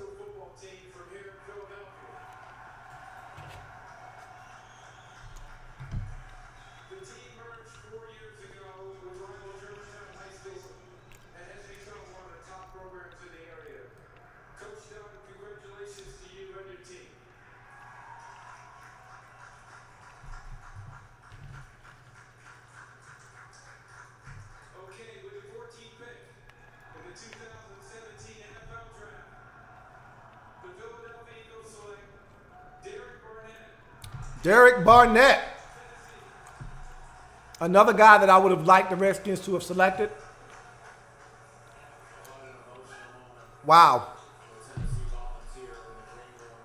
I'm nervous because I kind of wanted the Eagles to take Cook off the board so that the Redskins wouldn't take him.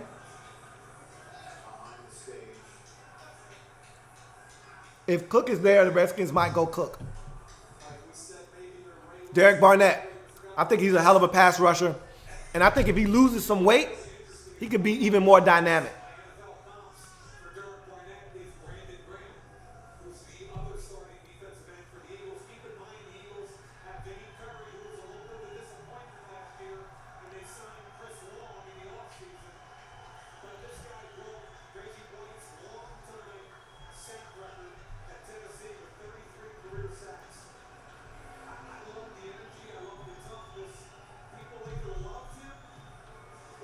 Corey Veneer says, haha, I'm watching Louie Tee every year for the draft now. NFL Network sucks compared to this. Haha, good stuff. I appreciate it, man. Unbelievable. I didn't see that one coming. I honestly didn't. I thought Cook was going to be the pick. I thought they were going to try to get some help for Carson Wentz. But there are so many backs in this draft. You can win some help there. Barnett's a good pick. I would have loved to have him on the board when the Redskins, just to have another option available on the defensive side of the football. Newscaster News 4 says 1,300 people watching. Louie, you've made it big time, LOL. I didn't make it big time. It's just a draft. This is what the draft does to people. I'm excited about, how many people were watching at one time. That's awesome. But that's what the draft does to people, man.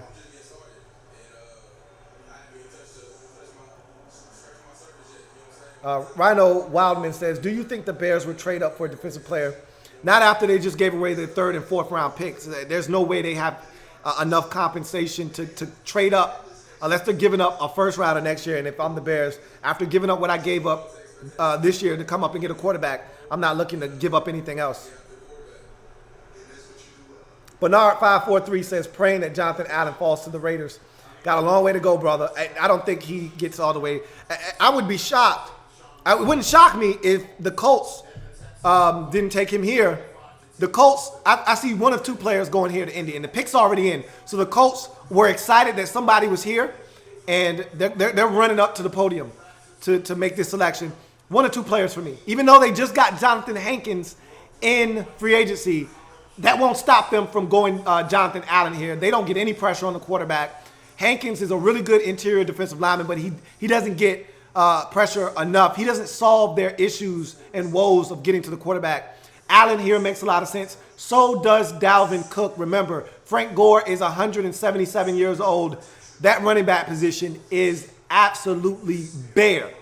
There is Robert Turbin, Frank Gore, and nothing else. They could use a running back in Indy as well. I think it's one of those two players for the Colts at 15. The pick is in, so obviously they already made their mind up. Then the Ravens will be on the board, and their whole draft has just been ripped to smithereens. No receiver available. The defensive pool is starting to be ravaged. We'll see what the Ravens decide to do. They could use a pass rusher. Barnett just got taken off the board, so we'll see what they decide to do. Brandon Blatnick says, Eagles picking Cook. That's not what they decided to do. Chris Strength says, Hooker or Barnett right now, let's see. And he was spot on. It was Derek Barnett. Erosion says, who the Lions taking? We got to get a little bit closer, and we'll start to see the board kind of shape out. But with the cornerback position being so fresh, I mean, only one corner off the board right now in Lattimore, you got to think that's what the Lions are going to do. Got to think that's what the Lions are going to do.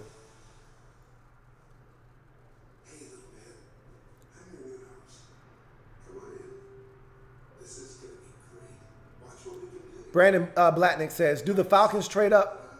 I doubt it. I doubt that seriously. All right, so while my comment section is updating, let's update the board and give the Eagles their selection of edge rusher Derek Barnett. A really solid football player. Left Tennessee as the all-time sack leader.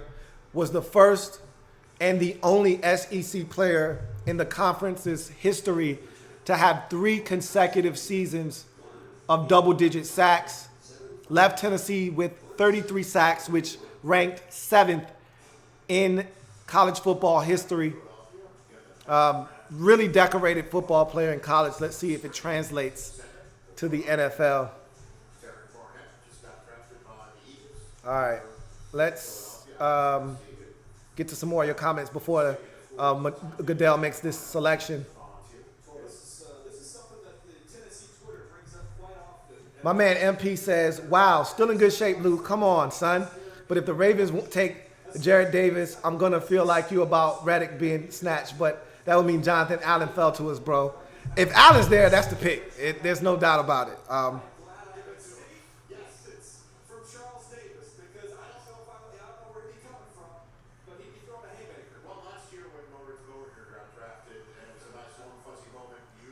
All right, let's get to some more of your comments.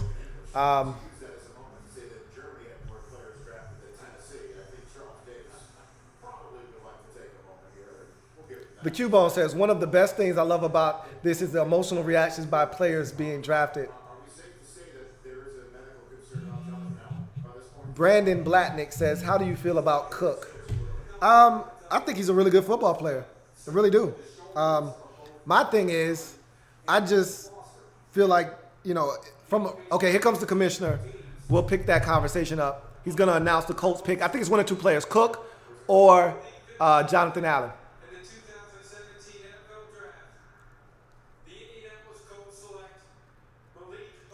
Hooker off the board. They had so many injuries in the secondary last year.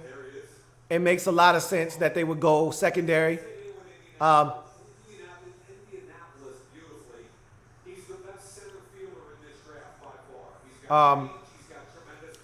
He's a guy that I think is going to allow them to be a little bit more aggressive. When you struggle to get pressure on the quarterback, if you can bring down another defender into the box and blitz and be a little bit more aggressive because you got a guy that can clean up any messes in the back half, it helps your defense tremendously, and that's what a guy like Malik Hooker provides for the Indianapolis Colts. So that's a good pick. Now the Redskins are literally one pick away, and I really feel like the Ravens are going to break our hearts and take Jonathan Allen right in front of us.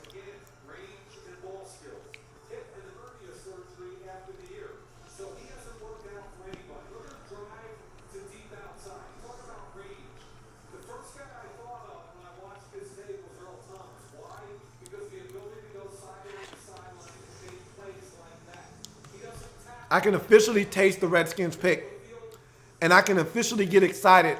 I don't want to get too excited because we got one more pick, and the guy I want is sitting right there, and I'm afraid the Ravens are going to take him. Let's get to some more comments before I fill in the selection of Malik Hooker to the Indianapolis Colts. Rodney Raymond, the 7th, says, I think Cook to the Colts. I thought so too. I was wrong. Sean Mack says, how much further will Allen fall? I think that shoulder injury and all of the surgeries that he's had is a real concern for these teams.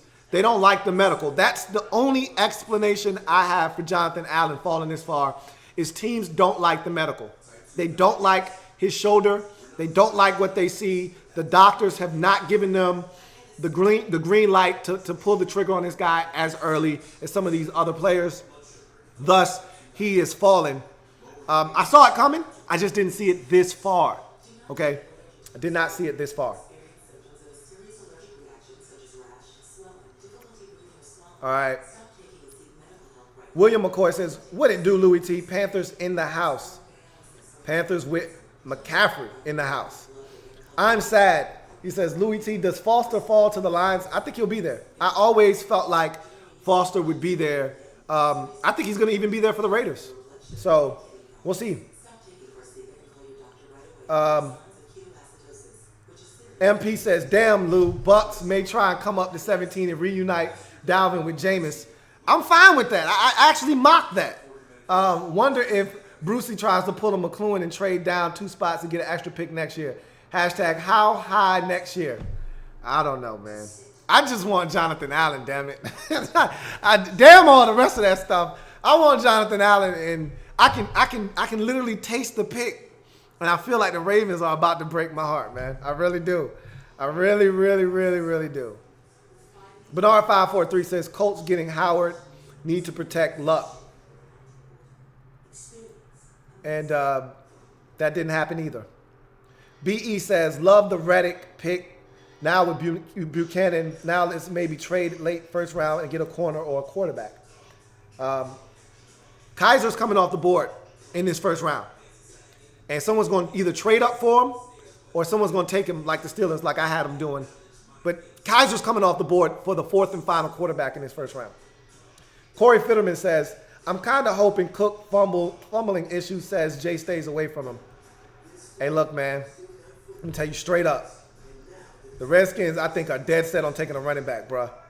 And if Cook is there, I'm not going to be upset, but I just wanted a defensive player more than I wanted a running back. Period. End of discussion. Erosion says, Lions could go for cornerback. Foster, Allen, Hooker. Well, Hooker's gone. Allen could be gone by then. Howard and Foster, I think, will still be there. And a cornerback, definitely. Like I said, that position is basically unscathed right now. Only one corner, and I thought 3 or 4 would have been off the board by now, and only one is off the board. If any of those are there, who do you think they snag? And I think they want a corner. But, I mean, if the value of Jonathan Allen is there, how do you pass it up? Steven Kinsler says, first time I can remember no O-lineman going in the first 15. I told you it's a weak offensive lineman draft. I didn't have offensive lineman going off the board until like 20 to the Broncos. I think that was 15 was the first one to the Colts.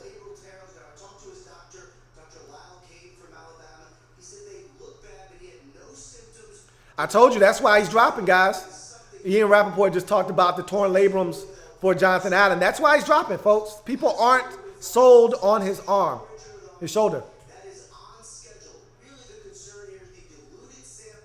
Andre P. Musgrove says, what's up, Lou? At work watching this with my manager, LOL. Hashtag HTTR. We going to get a hell of a player at 17. I hope you're right.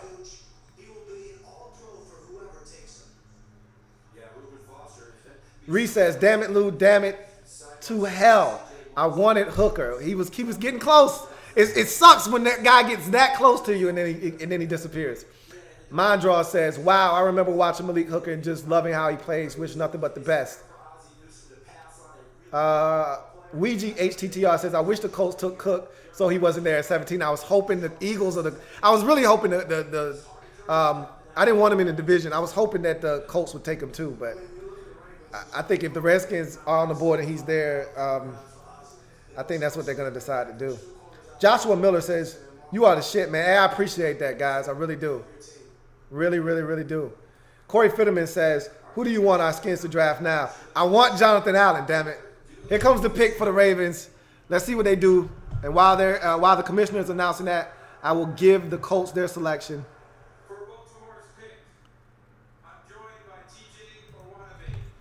All right. See, the Colts took safety Malik Hooker.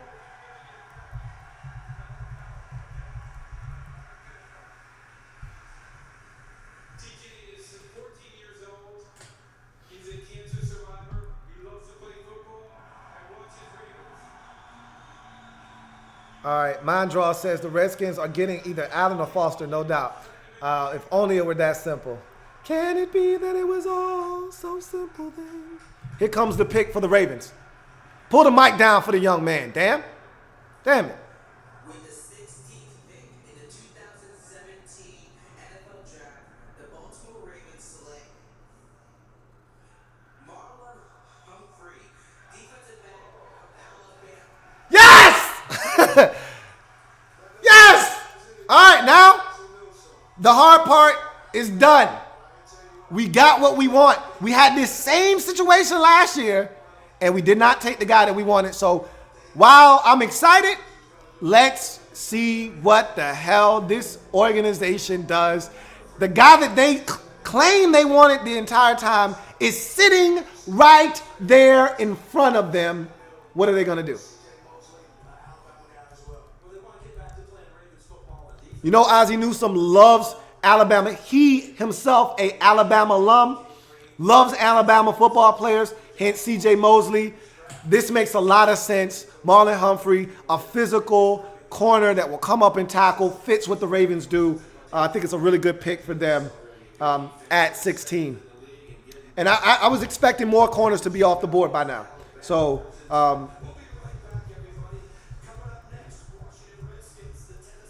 surprised that it took so long for the second corner in the draft to come off the board. But at last, we are at the Washington Redskins selection. Jonathan Allen is on the board. Folks, Reuben Foster is on the board. Dalvin Cook is on the board. What do the Redskins do? They got a TD in front of them. For those of you who haven't been with me this entire time, a TD is a tough decision. What do they do? Okay?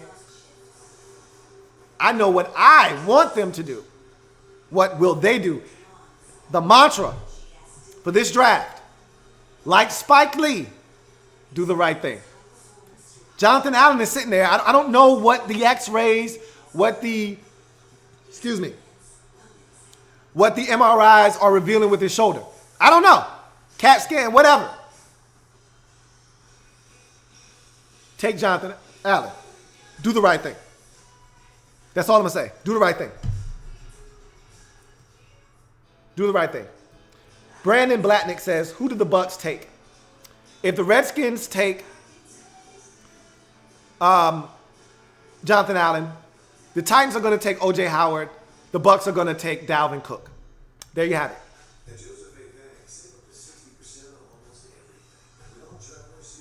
All right, so let's get to some more of your comments. All right. Isaac Snook says, who the Skins getting? I told you what I think, what I want. What I think is I still feel like they're going to go running back. I think they were dead set on going running back. I want them to do the right thing. And take Jonathan Allen, but we'll see. Mondraw says, is Kyle going in the late 20s, early 30s? He's not going in the first round, I can assure you of that. Christian McCoy says, what kind of want the Redskins to pick a punter in the first round just to see my reaction? Don't do that to me. Don't come on, don't do that. Why would you do that? Andre Mogul says, maybe Foster for your Skins. Nah, I'm good, man. I got Allen right here, man. Why would I want Foster when I got Allen sitting right here? Captain Spartan 04 says, I just got off work. What picks did I miss? You missed a lot. You missed a ton, bruh. 3 trades, all for quarterbacks. Trubisky to the Bears. They trade up from 3 to 2 to get Mitchell Trubisky. The pick is in for the Redskins. The Kansas City Chiefs trade up from 27 to 10 to take quarterback Patrick Mahomes II. Give up a first-round pick in 2018. And the Houston Texans come up from 25 all the way to 12. Browns get their first-round pick in 2018 to select Deshaun Watson. So that's what you've missed thus far. The rest of the draft has been just as crazy as those quarterbacks being selected.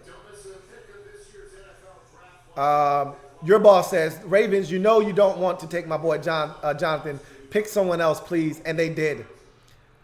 All right.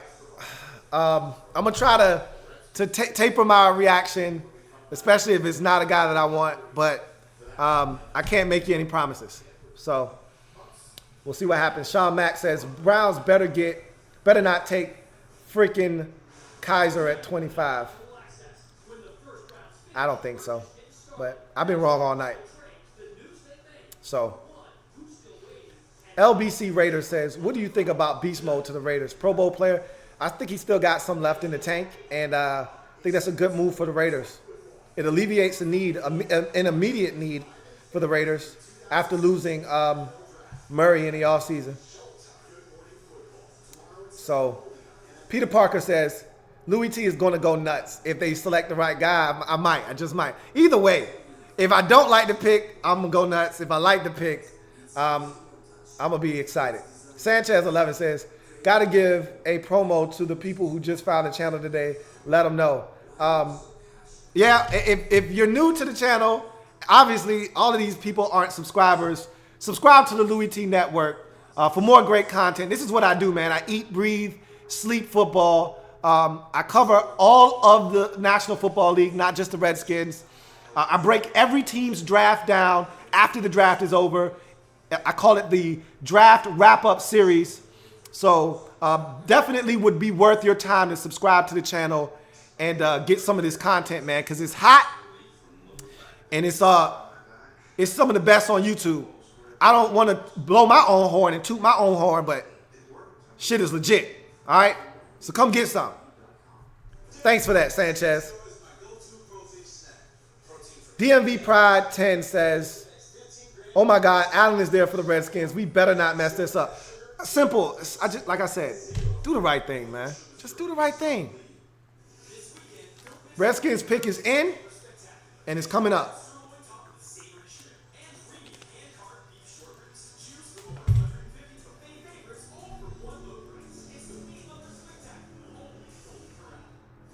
The Cubone says, that kid was so excited when he read that pick. LOL, yeah, he was. Marcus Purnell, my man MP says, Louie Tee live. Yes, sir. Yes, sir. Yes, sir.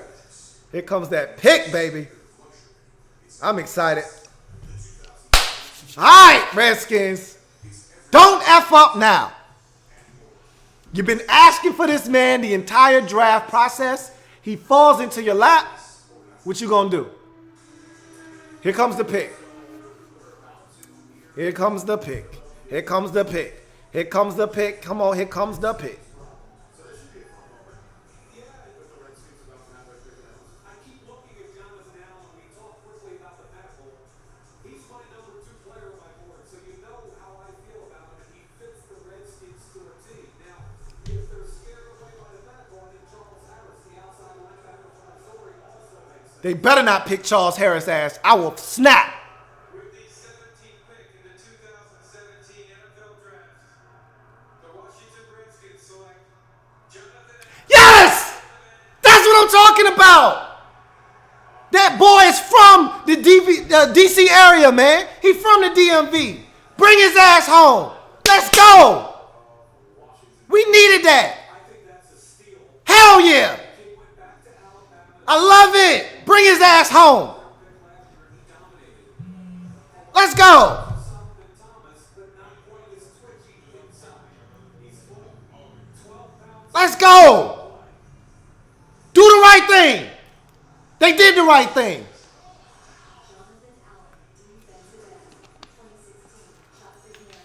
Y'all done effed up now. We got some shit. Some real shit on the defensive line now. Boy, I'm excited. Hell yeah. Let's get the Redskins their newest member. Jonathan Mother effing Allen. Didn't think he would fall this far. Never in my wildest dreams thought we have an opportunity to select Jonathan Allen.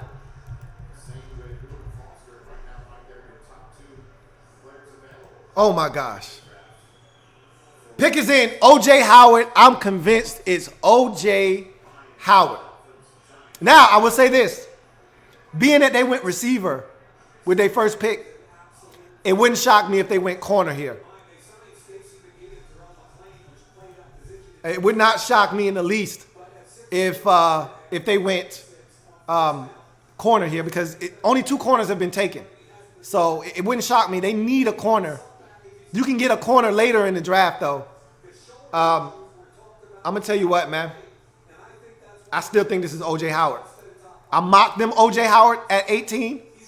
I would love to get this one and the next one right. Because people were calling me crazy for mocking O.J. Howard at 18. No way he's going to fall. No way. Somebody told me no way O.J. Howard gets out of the top 10. You sure about that? You sure?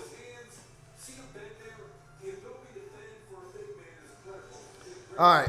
Let's get to some of your comments. God damn it. I'm excited. Isaac Snook says Jonathan Allen would be a steal. And that we just did.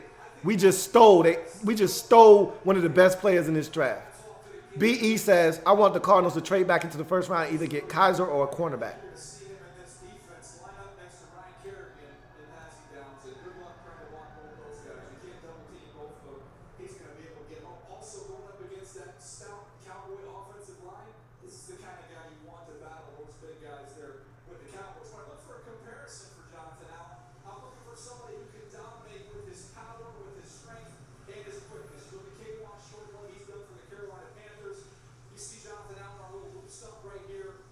Slump says, I'm so depressed the Bolts selected Mike Will.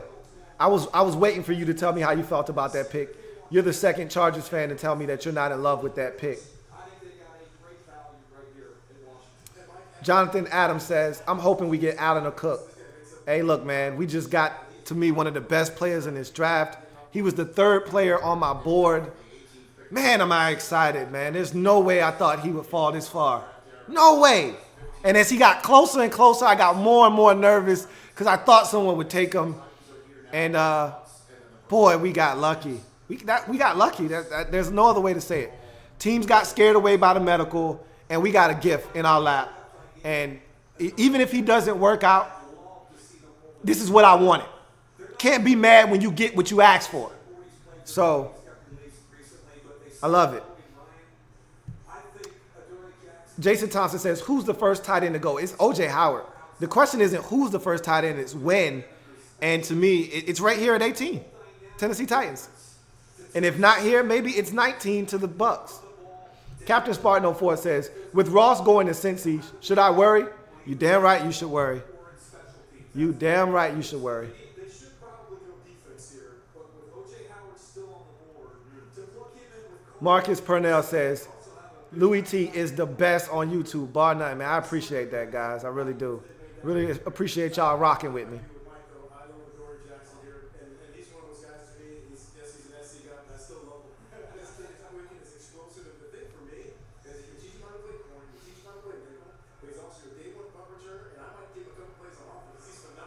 All right, here comes the commissioner.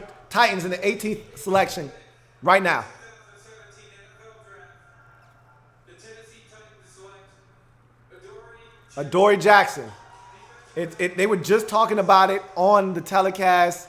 I told you that the cornerback position, and I said they needed a corner, and the cornerback position hadn't really been touched. I didn't think he would be a first rounder. So somewhat of a surprise to me, but not really a surprise. but he puts the ball in the end zone. He said 0 spring practices too. Because he was running track and won the long jump in the Pac-12 twice. So he's going to get a lot of coaching and he's going to make a lot of improvements very quick. Now, John Ross told him to school a little bit in their Sean Mack says, you are the best NFL bro on YouTube. Redskins can make a huge impact here with a Bama player. I'm excited about it. The Q-Bone says, the draft wrap-up series is a tradition, unlike any other. Minddraw says, if they pick O-line, I swear to God. AJ Rose says, getting closer and closer to my Packers, I want TJ Watt. I believe he'll be there. The only team that you got to worry about taking Watt in front of you would be the Cowboys. HTTR to the fullest says, something weird about to happen. I thought so too. Bucks pick is already in. So that tells you the Bucks knew who they wanted. I think it's O.J. Howard. I don't think they expected O.J. Howard to fall this far. They get a guy that can block in the run game, another target for Jameis Winston after going out and getting Deshaun Jackson in the offseason. You add O.J. Howard to the mix. It just makes that offense that much more lethal. You can get a back later in the draft, but you can't get another O.J. Howard. And I think the pick is in because the Bucks didn't expect O.J. Howard to be here at 19. That's just my personal take on it.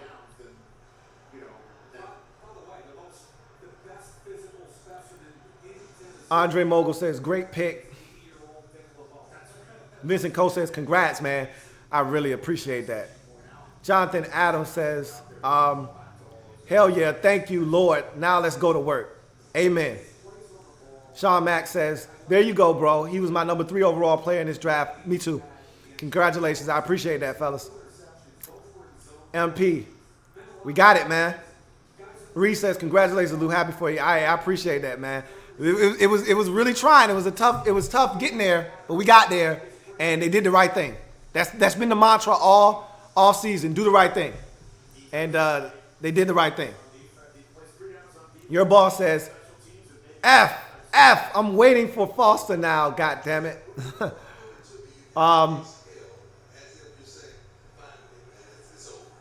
Ouija HTTR says, I spilled my effing drink on my lap. I don't give a shit. Let's go. I feel you, bruh. Newscaster News 4 says, thanks, Redskins, for passing on Dalvin Cook. Really hoping the Lions trade up for him. If he gets past the Bucks at 19, he'll be there. You don't have to trade up for him. He'll be there. The Cubone says, congrats, man. I appreciate that. Captain Spartan 04 says, this is the real draft, right? No mock draft. This is the real draft. It's been crazy.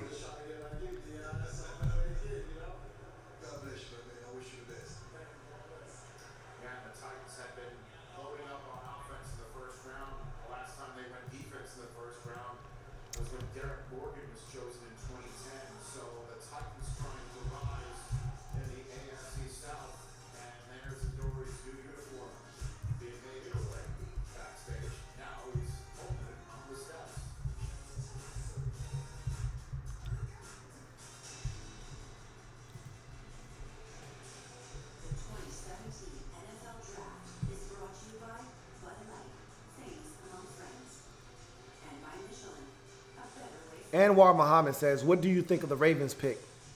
I think it was a quality pick, like at a position of need. They every time they have an injury to the secondary, especially when their main corner goes down, Jimmy Smith. Anytime he goes down, they struggle defensively, and they needed more help in the secondary. I thought Tavon Young was a bit of a revelation last year as a third-round pick. He came in and did some good things for you, but you need more. And Marlon Humphreys is going to come in there and give you more. And so if you have an injury, you're going to be able to withstand that better. And you might have a legit corner, because I think Tavon Young is too small to play outside consistently. You know, with the way the league is and all of these bigger receivers, you want to have bigger guys out there. And so now you can move Tavon Young to the slot permanently and now have two big corners on the outside that can tackle, that are physical, and have Tavon Young in the slot and feel good about your secondary. So I like the pick. Keith Saunders Jr. says, congrats. You got your pick, bro. I'm really excited, man. I appreciate everybody with the congrats. We needed that. Corey Fitterman says, I'm doing my happy dance. HTTR for life. You ought to be doing a happy dance, man. Do it again for me.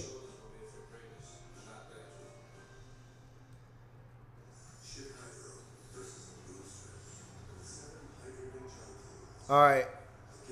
RG3 hashtag smoking at 3 says, take this W, man, Allen. Marcus, are you not entertained? Hope y'all entertained. The Tampa Bay Buccaneers are on the clock right now. Their pick is in. They turned their pick in immediately. So, to me, it's O.J. Howard. If it's not O.J. Howard, it's Dalvin Cook. But it's another weapon for Jameis Winston.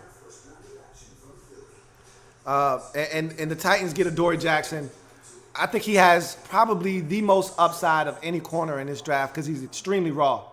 Can play both sides of the football, gives you some special teams value as well. I'm anxious to see how he makes the transition in the league, because I think he needs some more work as a corner. So I want to see what happens and what's the plan for him right away. Are you going to throw him into the fire and have it be baptism by fire? Because you don't have a lot in front of him to stop him from getting on the field. So I'm anxious to see what happens there. Erosion says, first of all, never sub to anyone but you, the real. Lions about to snag OJ or Foster. All right, here comes the Buccaneers selection. Let's see what they take. In the 2017 NFL Draft, the Tampa Bay Buccaneers select O.J. Howard. Yeah, figured that. It made too much sense. They turned the pick in immediately. They didn't think Howard would fall this far. This man was a consensus top 10 pick by most. He falls all the way to 19. They didn't hesitate. And I've been talking about the Buccaneers having basketball on grass with all the size. You take away a guy in D-Jax and you add a O.J. Howard. And remember, you had ASJ. It didn't work out. You add a guy in that's going to work out in O.J. Howard. And that's going to really bolster that Tampa Bay Buccaneers offense along with the addition of Deshaun Jackson. It's going to be fun to watch Tampa Bay this coming season. Now, O.J. Howard is number 9 on my board. Almost 6'6", 251. Dude ran 4.51. Old school combination tight end. He can block in line. He can displace outside. Reminds me of Greg Olsen for those perfect reasons. I think he's underutilized as a pass catcher, and his best pass catching's ahead of him. Here he is against Clay's little swinger. That's how I felt. I didn't think he got enough touches at Alabama. Separation. He's faster than safeties. Here's an NFL catch. Zone coverage down the seam. You got to handle that, and he does. And how does he do as a blocker? Much better this past season. Heavy effort. All right, so I love the player. Tampa Bay just got better. I agree with you on the top there, Mike. We've talked about it the whole time. I think also I think it's a great comparison. But Coach, to me, Jameis Winston, when you studied him when he came out, one of the best things he does is throw those seam shots. He puts it on the line, he'll go outside the hash to Mike Evans, and now he's got O.J. Howard. He can get that ball from the top of the if you're a Bucs fan out there, let me know how you feel about the pick. I think I know how you should feel, but I want to hear how Bucs fans feel about that pick. LBC Raiders says, "Oh my God, Foster is getting close to the Raiders. He's going to be there. If he gets, let's think about these teams. If he gets past Detroit at 21, I think he's got a legit shot at getting to you at 24. I feel confident in saying that. And I fully, and I told you at the top of the show, I fully expected Reuben Foster to get to you. Here comes the Broncos pick very quickly. Let's see who they take. in the 2017 NFL Draft. The Denver Broncos select Garrett Bowles, tackle, Utah. I had the first tackle coming off the board at 20 to the Broncos. It had to be a tackle. They were hurting so bad. I didn't think it would be Garrett Bowles, but I knew that it would. They were going to take a tackle. So here comes the Lions on the board, and everything they can want is staring them right in the face. You need a back, Dalvin Cook is sitting right there. You need a linebacker, inside linebacker, Reuben Foster sitting right there. If you're the Lions, you got the pick of the litter. You want a cornerback? There's 3-4 first-round grade corners sitting right there. To me, the Lions got exactly what they want. They got. To me, if I'm the Lions, I'm taking Dalvin Cook. I'm taking a difference maker on offense.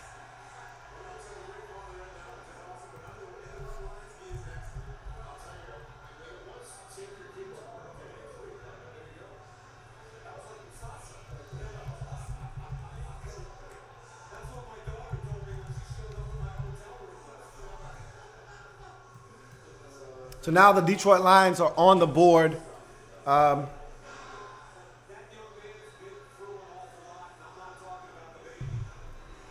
Garrett Bowles had some troubles. Self-proclaimed, he said he was Jonathan Adams says, I don't care who we get next. I'm happy we got Allen now. We can make things happen on our defense. I feel the same way. I do care who we get moving forward, though. We're not done.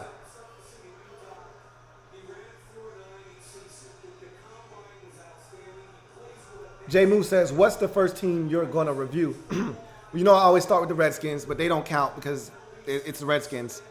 The winner of my basketball, college basketball bracket challenge, that team is going first.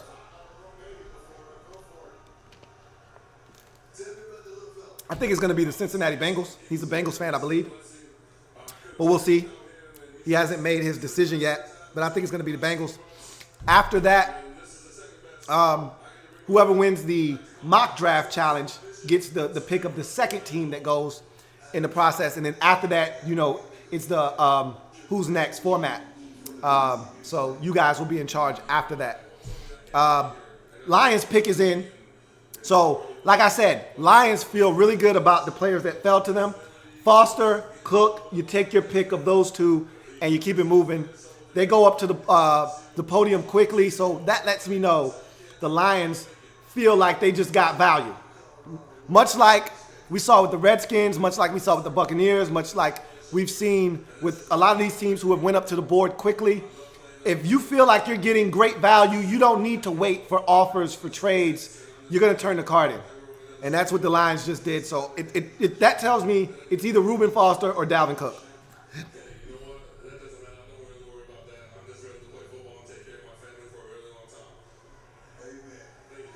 Jonathan Lynch says, who do you think the Redskins should pick in the second round? Now that you get a defensive stud like Allen in the first round, I want a pass rusher. If we could get our hands on Alvin Kamara, this is when I want to take a back. This is good value for a back. If Jabril Peppers is still there, why not? That's great value. But really, I want a pass rusher. I want Terrell Basham. That's who I want in the second round. I already told you guys what my dream scenario was.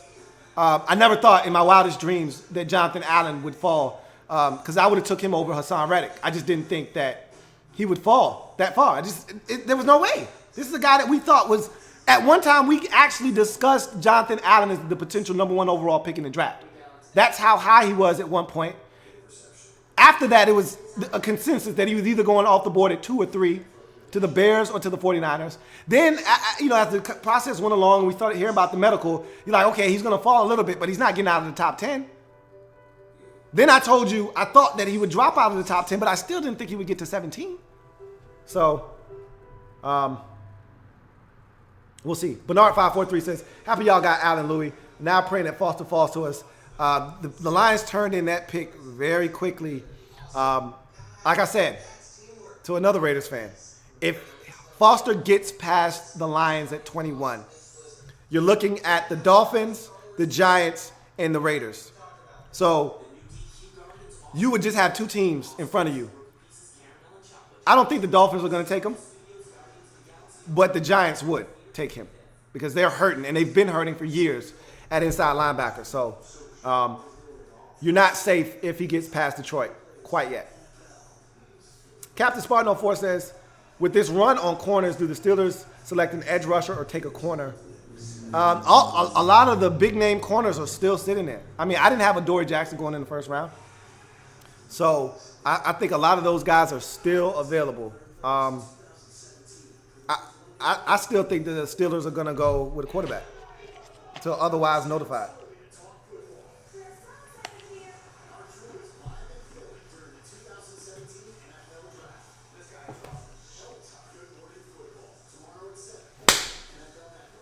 Damn.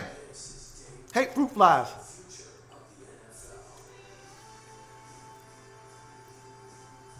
All right.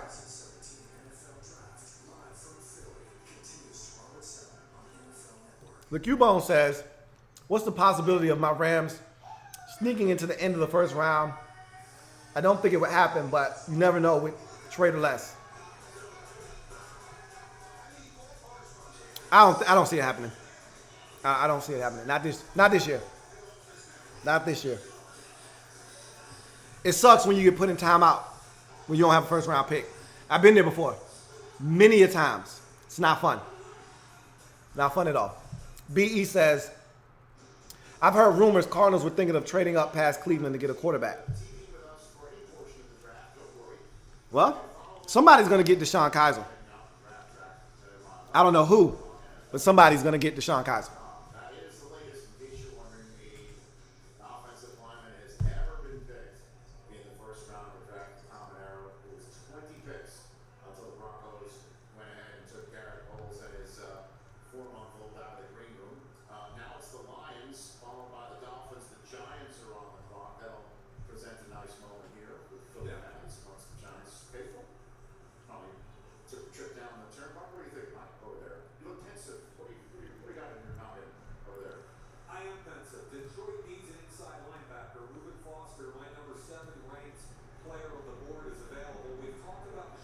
Reed says, I like to pick Lou, but I wanted to make America great again. And you still can. 2 tight end sets.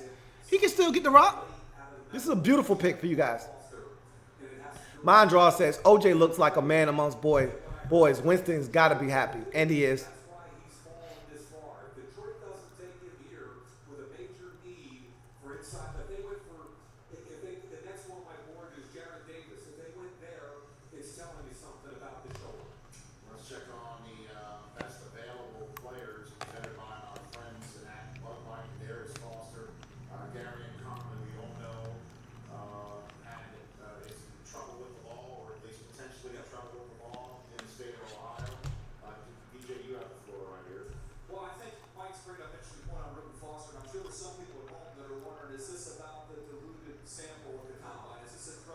No.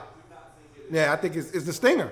And that's why I told you I didn't want any part of him because of the stingers. After watching what happened to the Redskins' fifth-round selection, Kyshawn Jarrett, those stingers scare me half to death.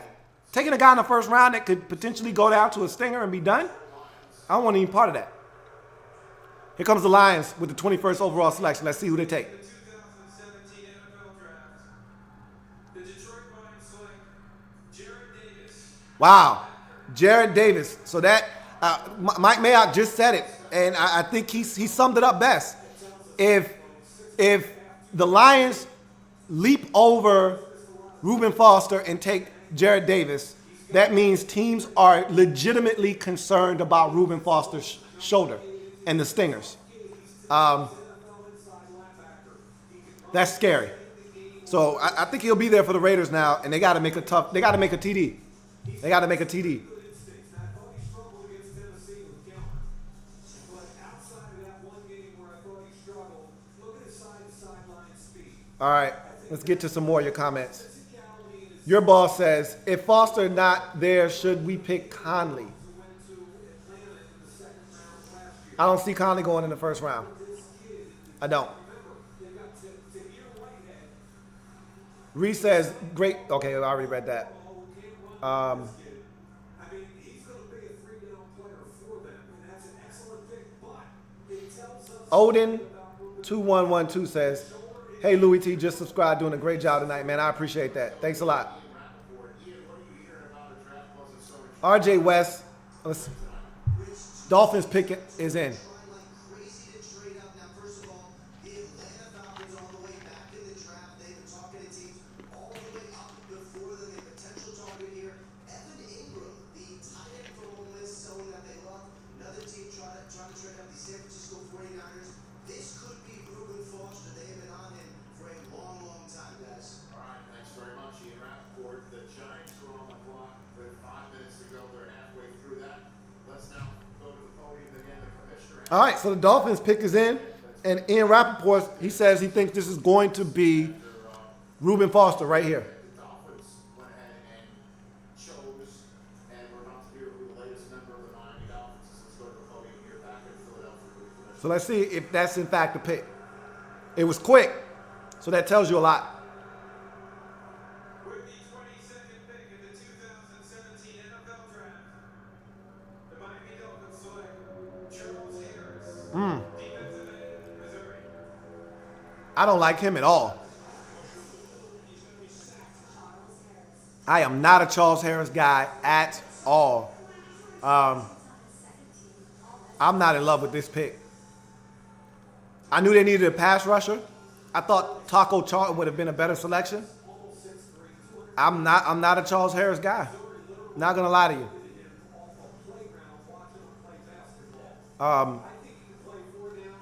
I really think that he's okay. He's explosive, but he doesn't have any pass rush moves. Jackson back into the quarterback. Big hit. Charles Adams has a good first step. That's him in a nutshell right there. Get off. Watch his roll right here. Right with the hands. It's really good hand usage against the tackle. To get off again. Watch the spin. He doesn't do that enough. I'd love to see him do that more. Standing still, that left tackle. And again, up top, there's the spin against West Virginia. This young man is adept as a pass rusher. Somebody's taught him real well at Missouri. That was the highest need Miami had. And I thought they would go Charlton. Giants pick is in, and I'll be shocked if it's not Reuben Foster. To be honest with you, the Giants have had a need at inside linebacker for the last 6 years since ex-Redskin Antonio Pierce retired. They haven't had a stud inside in about 6 years. Here's an opportunity for them to get one. I don't see them passing it up.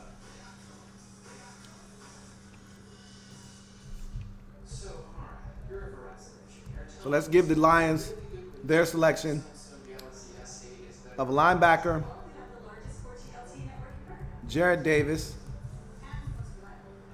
And we'll also give the Dolphins their selection of edge rusher Charles Harris.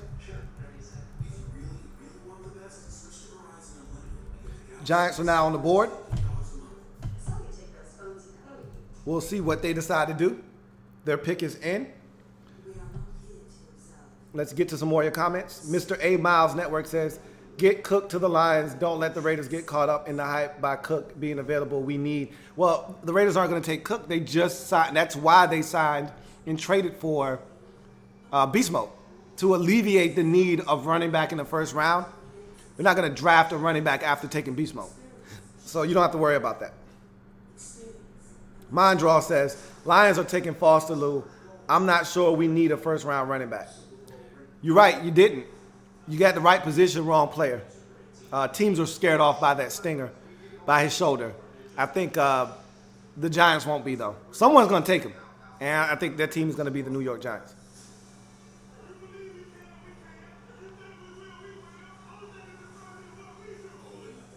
Captain Spartan 04 says, I don't think Garrett will be able to stand the AFC West. There's some really good pass rushers in that division. We'll see. Gregory Lightbody says, should I be worried about the Jonathan Allen injury? Of course you should, but you can't let that stop you from picking him. He hasn't shown any ill effects. And unlike Reuben Foster, this guy is squeaky clean off the field. And you feel like he's going to be okay. You hope he's going to be okay. We're not talking about a stinger here, okay? Like we are with Foster. We're talking about a torn labrum, which is something that can't heal. It's just, you don't want to continue to have the same surgery over and over and over again.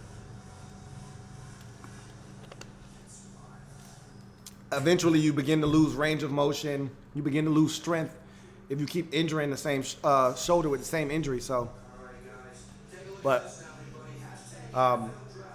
yeah, you should be a little concerned, but you should be more ecstatic about the pick than concerned about the injury.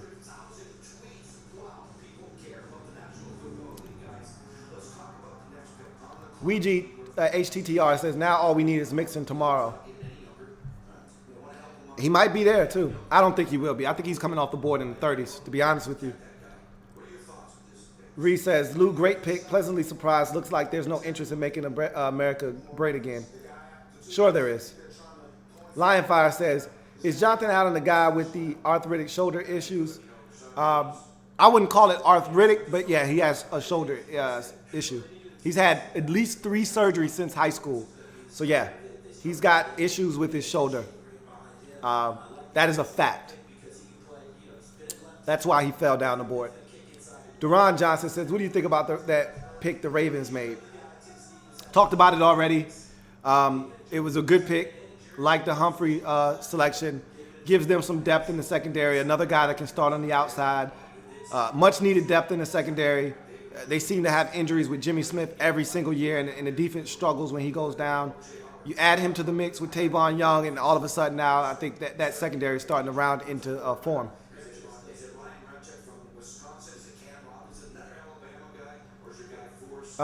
So with this Giants pick, I think it's one of 2 players. I think it's Cam Robinson, which is what I mocked them, or I think it's Reuben Foster. So we'll see what the Giants decide to do. They turned the pick in very quickly, so obviously knew who they wanted.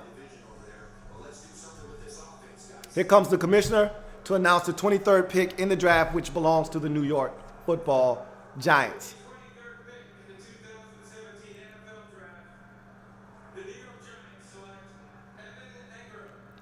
Evan Ingram. They get a tight end for Eli Manning. I'm not excited about that because Ingram is a stud. He's fast as hell. And for a team that lacks speed at the linebacker position, we did just go get a linebacker with some speed, but this guy's a stud here, Evan Ingram. And I would have rather them had gotten Njoku than Ingram.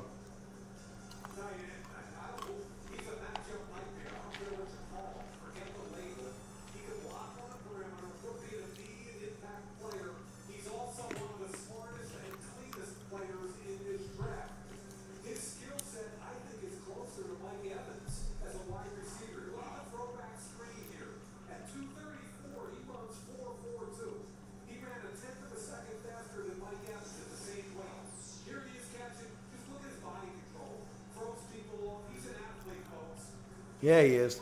It's a hell of a pick for the Giants. And you know, if you're a Redskins fan, the Giants tight ends always kill us. So now they literally have a legitimate tight end in New York, which should scare the hell out of any Redskin fan because we have trouble with the tight end. Period. I mean, we've had trouble with every Giants tight end you could ever name. Even Larry Donnell, who can't even catch, claps in a whorehouse. Unreal. Raiders are on the board. Raiders fans all night have been asking for Reuben Foster. Your man is on the board. Is he going to do the right thing? We're going to find out.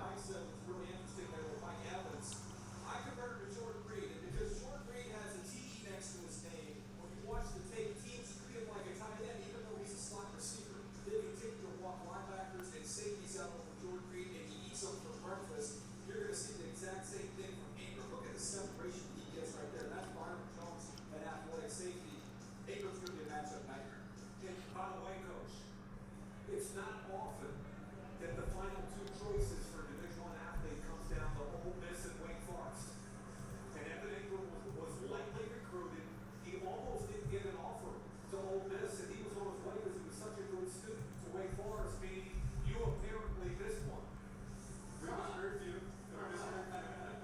But I agree with you 100%. This guy, I get excited. There's a handful of guys in this you evaluate everybody. Now you watch this guy, you get really, really excited about nickels and safeties and linebackers trying to cover this guy in the spot. Plus you give him Eli Manning and those other monsters outside that have like football game. This guy's gonna have a fun. Raiders have less than 2 minutes on the clock. We'll see who the Raiders decide to take. Let's get to some more of your comments. Isaac Snook says Kevin King's still on the board, as he should be. I don't think he's a first-round pick. I don't think he should be a first-round pick. All right. The Cubone says, I'm always rooting for my Missouri Tigers to do good in the NFL. We always seem to have a pass rusher go in the first round. M-I-Z-Zoo. M-I-Z-Z-O-U is what he said. Yes, you always seem to have a pass rusher. You're right. The pick is in for the Raiders.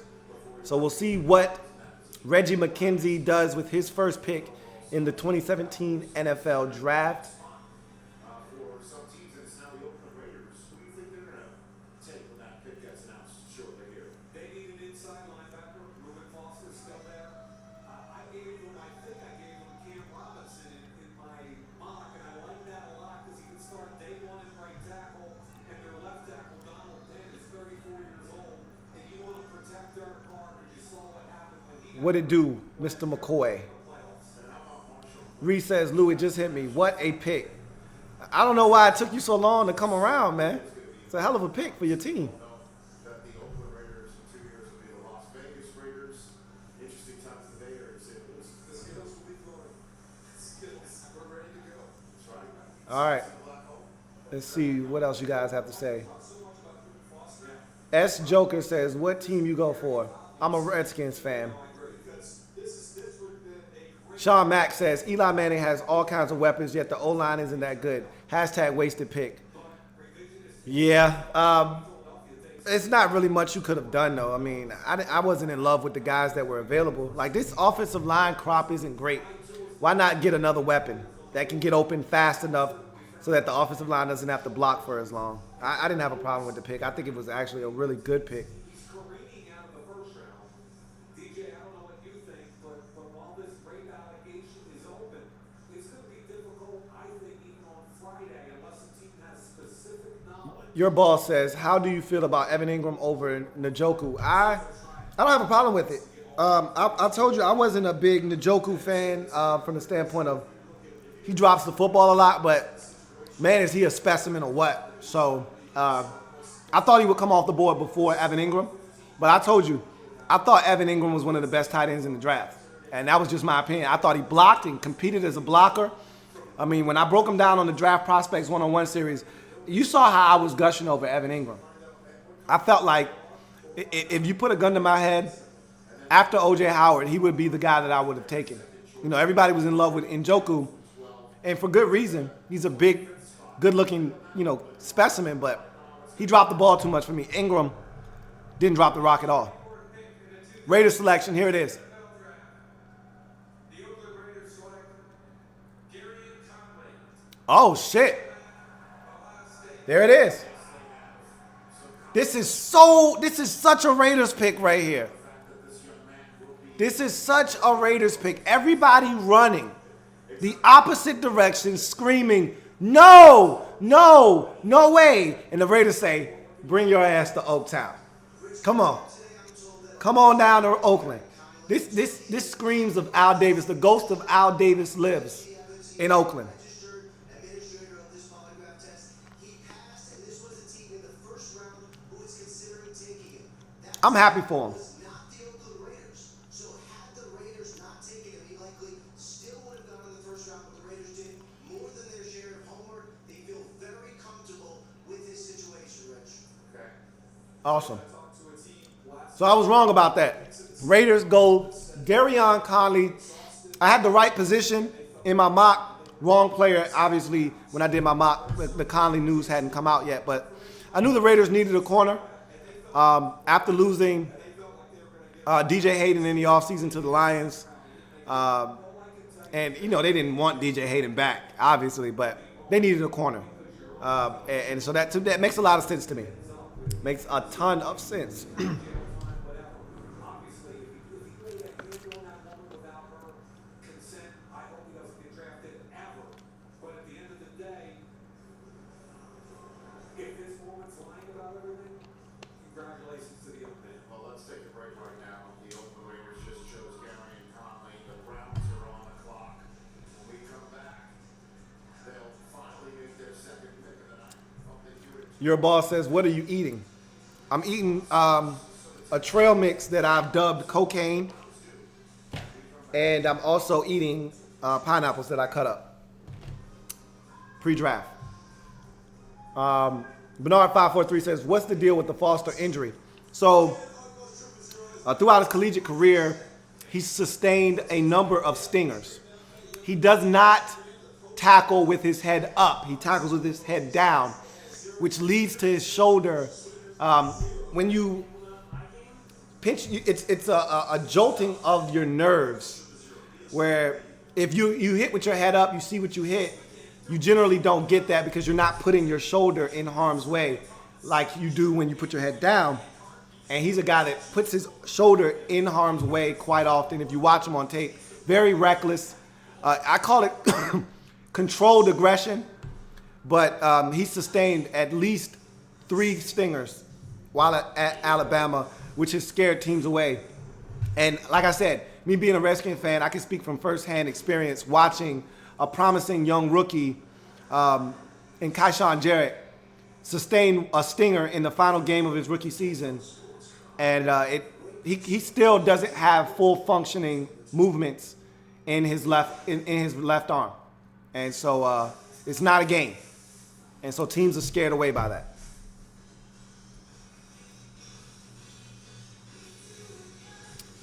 Mr. Miles Network says, I just want a stud on D. I don't care who it has to be. And you just got one. Real Live TV says, okay, we got a good round 1, but round 2, do we draft safety or cornerback or beast running back? If the running back is there, I'll take him, but I want a pass rusher. I'm not done with the defense. I want a pass rusher or I want a linebacker. Anwar Muhammad says, Giants offense is going to be scary. Yes. Yes, they are.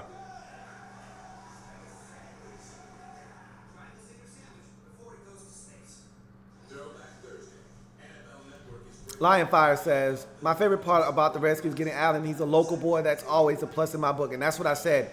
He's a DMV kid going back home to Leesburg. I think it's awesome. I really do.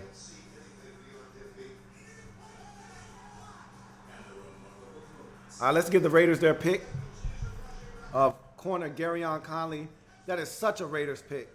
Everyone running in the opposite direction, and the Raiders being the renegades that they've always been, run towards the danger that is Garyon Conley and make him the pick. And I had a top 15 grade on him, so I think that is tremendous value for the Raiders in the first round.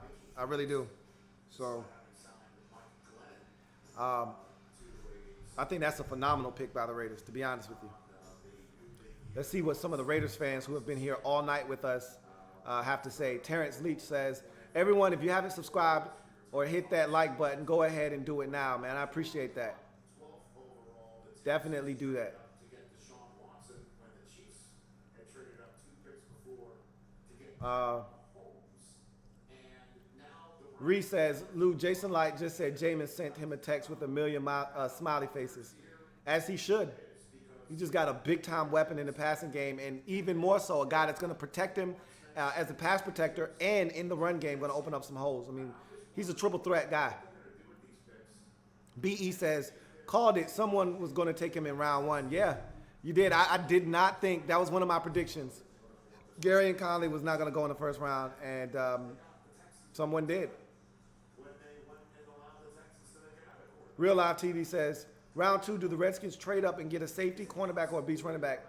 If you already saw my bad. Oh no, you're good, man. Yeah, I want the beast running back in the second round if I can get him. If we can get him, but again, the board has to take shape to be able to determine what the Redskins are going to do. First things first, I want a pass rusher. I want Terrell Basham. If the only guy that supersedes Terrell Basham, in my view, is Alvin Kamara. If Kamara or Joe Mixon is there and the Redskins feel comfortable taking a guy like Mixon, I'm all for it. Both of those guys supersede Terrell Basham. Anybody else, I want Terrell Basham in D.C. Sean Mack says, wow, my Buckeye Garyon Conley gets picked in the first round. I didn't think it was going to happen.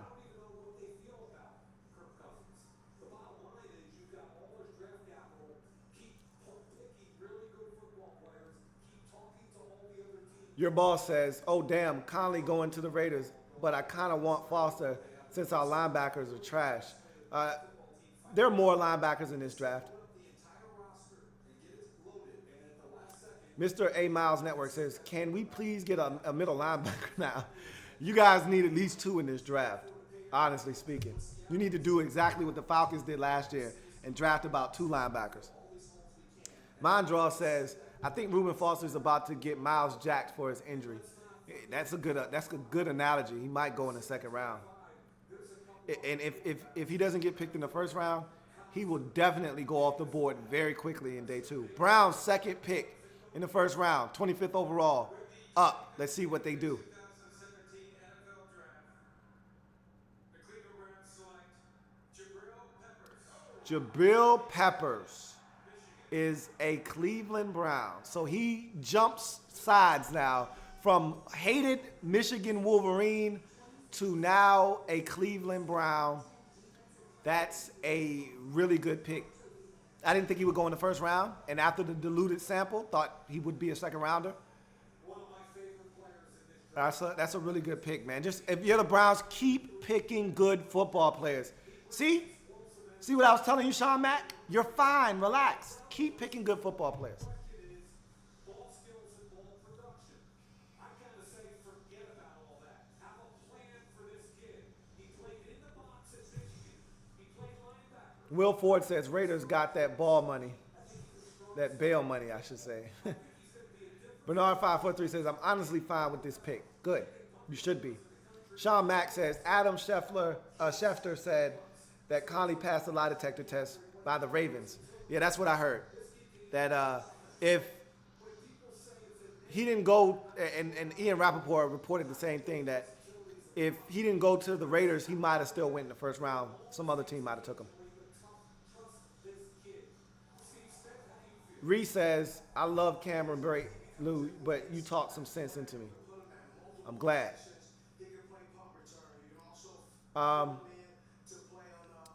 Sean Mack says, quit lying, bro. You eating that cooked crack. Hashtag nothing but love. No, this isn't crack right here, man. This is cocaine, Chief. Mr. A. Miles Network says, what are some linebackers available that the Raiders can get in the second round? There's Sean Witherspoon out of Vandy. There's Alex Anzalone out of Florida. There's Tyus Bowser out of Houston, big, fast, physical guy. There are a number of linebackers still available that are good football players. Don't worry. But you're going to have to take one in the second round. Playing in a lot of spots becomes very important in this day and age. And Peppers is a All right. kid. We all know that. Rich is a Michigan guy. DJ, your thoughts? So it's the interesting thing is we talk so much about the lack of production, the one interception. All right. So let's give the Division, you'll appreciate this, Rich. As a Michigan man, Jabril Peppers, Browns their selection Pittsburgh, and get him on the ground. So that's going to be the big challenge for after trading back to 25. Can I get the video of the Browns draft party one more time? See all those Ohioans celebrating and high-fiving over the draft pick of Jabril Peppers. That really was just a, oh yeah, look how happy they are. Oh yeah. Okay. Now you like him, huh? How do you like him now? I'm sorry. Was this thing on? Just amazing the strange bedfellows in football. All right. when you look at their depth chart and safety. Seattle Seahawks on the clock. Less than a minute left for them to turn their pick in. Difference back there. And this kid is a stone energizer in all three phases of your team. And one other thing that I'd like you to, because you were the pick came in Fully expecting all the draft picks that Cleveland an offensive lineman here. next year. I was talking to a Seahawks fan, and he said, man, I would love if Forrest Lamp fell to us. Forrest Lamp fell to you. Do the right thing. That's the mantra for the first round. Do the right thing. There are a number of intriguing prospects on the board. Oh, shit. Trade. Falcons. Trade up. We've been hearing the Falcons wanted to trade up. Falcons trade up. This could be for Forrest Lamp. This could be for Forrest Lamp. This could be for a defensive lineman. I think this is for Forrest Lamp. They need help at the guard position. One of the few needs that they have on their football team is at guard. They also could use a defensive end, but I think this is for Forrest Lamp, which if I'm Seattle, that's the guy I would have been targeting. So we'll see. Falcons trade up to 26. They're high-fiving in the war room. They got their man. Let's see who it is. Falcons trade up to 26. For whom? We're going to find out here shortly. Quinn and Mr. Arthur Blank right there celebrating somebody. We're going to find out shortly. Who do you think they're celebrating about right there? I think their biggest need is an edge rusher.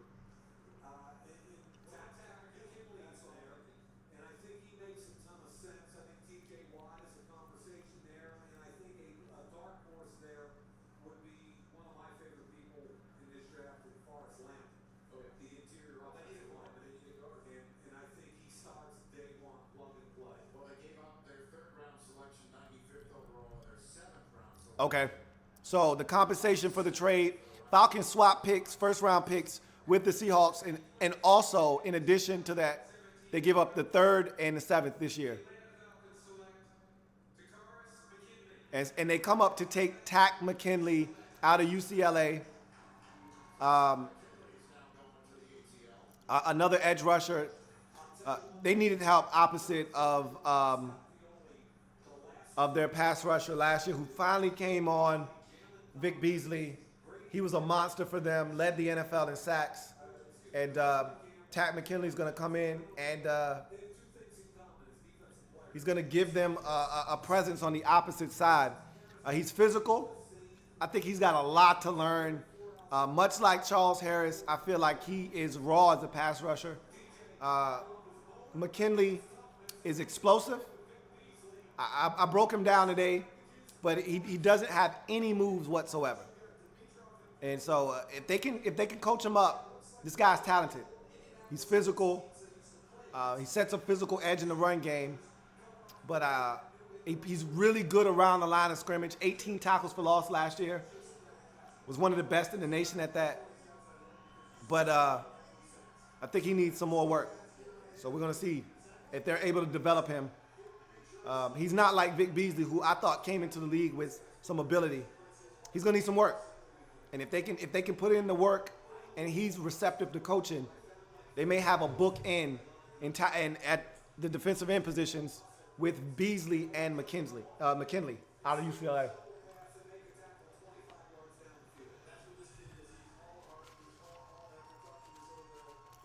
He's relentless though, and I just put out his video today. So if you haven't watched it, go watch that. If you want to know about Takk McKinley and what he brings to the table. Let's give the Falcons, who trade up to get Takk McKinley, I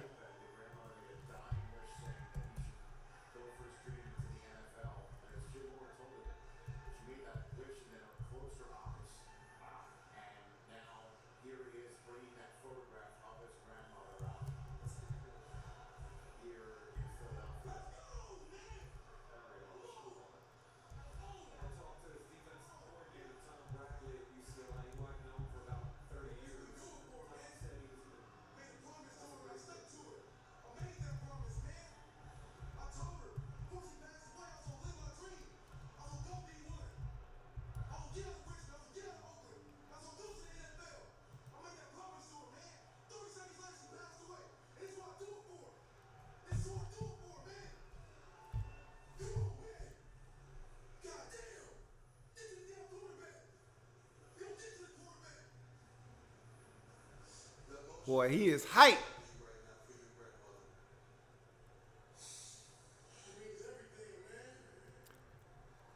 Tayro Garcia, shout out from Houston, man. Hey, appreciate it, man. Keep supporting the movement. Anwar Muhammad says, I don't know why all these Raven fans are hating on Humphreys. It's a good pick. It's a good pick. Excuse my language. Man, find me later, man. Find me later, man. This means everything to me. Everything to me, man.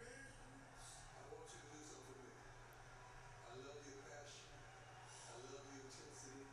But let's harness it and channel it in the right direction. Your boss says, Lou, how do you feel about Charles Harris over Taco Charlton? I would have rather have seen. Yes, sir. Thank you. I would have rather seen Taco Charlton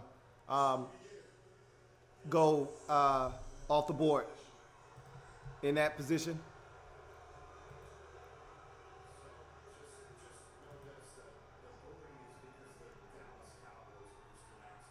I knew they were going to take a pass rusher, which is why I gave them Taco Charlton in my mock draft.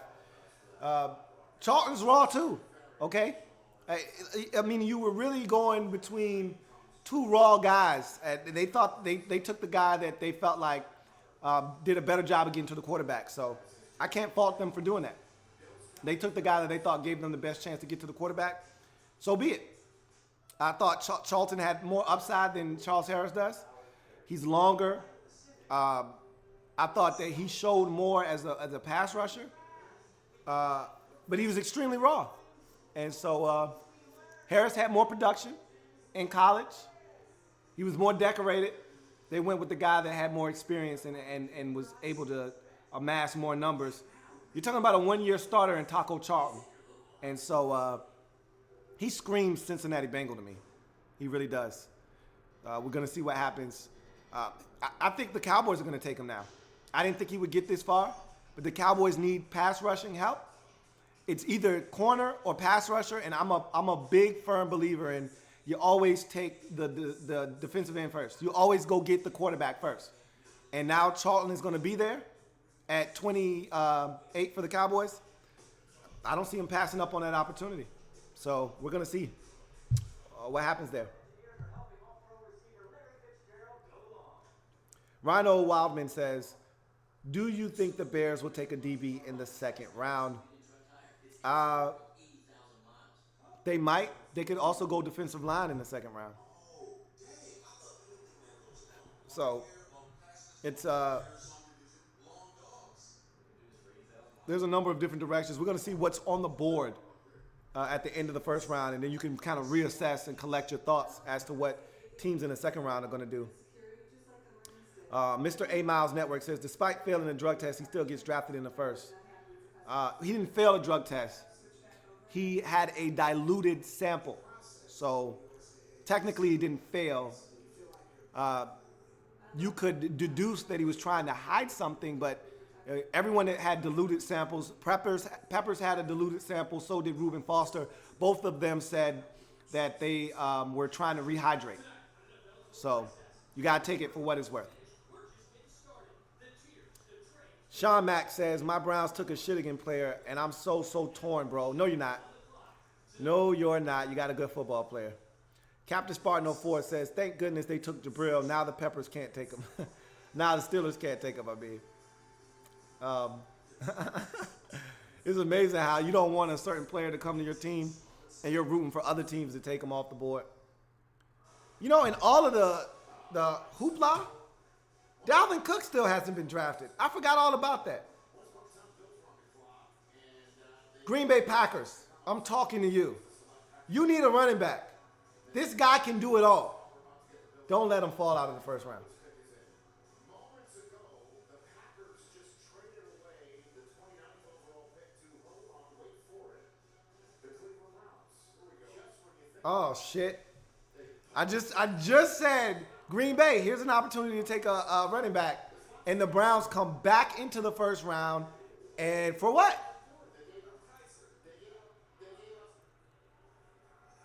And the Browns come back into the first round, and they get in front of who? They get in front of who? They get in front of who? The Pittsburgh Steelers. Why? Why did they feel the need to get in front of the Pittsburgh Steelers? Why? Come on, man. Come on, man. Come on, man. Why would you come back in the first round and get in front of the Pittsburgh Steelers at 30? Come on, man. Why? I've been telling y'all about this fifth-year option. Come on, man. Your boy Louie Tee, I'm on it. Pittsburgh Steelers fans didn't want to hear it. I said, look. Don't be surprised if y'all take Kaiser in the first round. The Browns know it. You don't trade back in the first round in front of the Steelers if you don't think if there's a possibility that either they're going to take the pick or they're going to trade it to somebody else who will take the pick.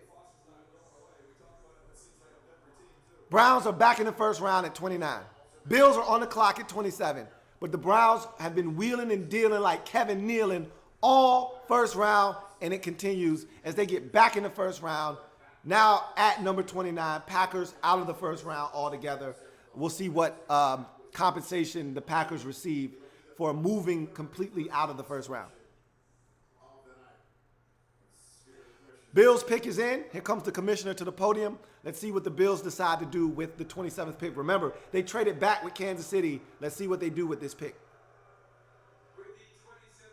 Got to be a cornerback.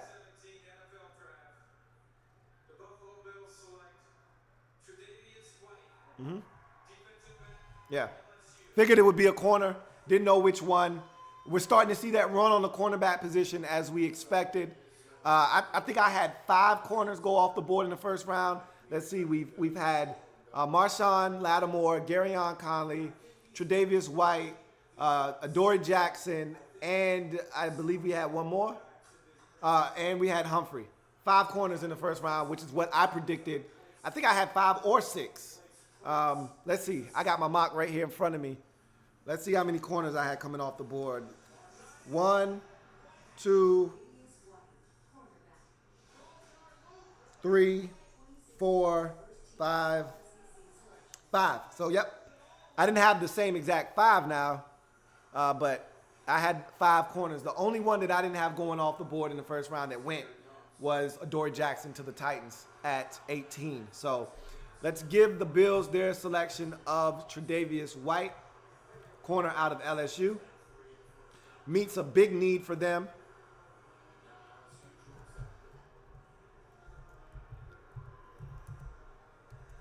So Tre'Davious White was a 4-year starter in the SEC, which tells you a little something about him. 5'11", 192, good arm length. This kid is a competitor, solid 4-year starter. I like him a lot. Press, thought he was a little confused at times and off coverage. 3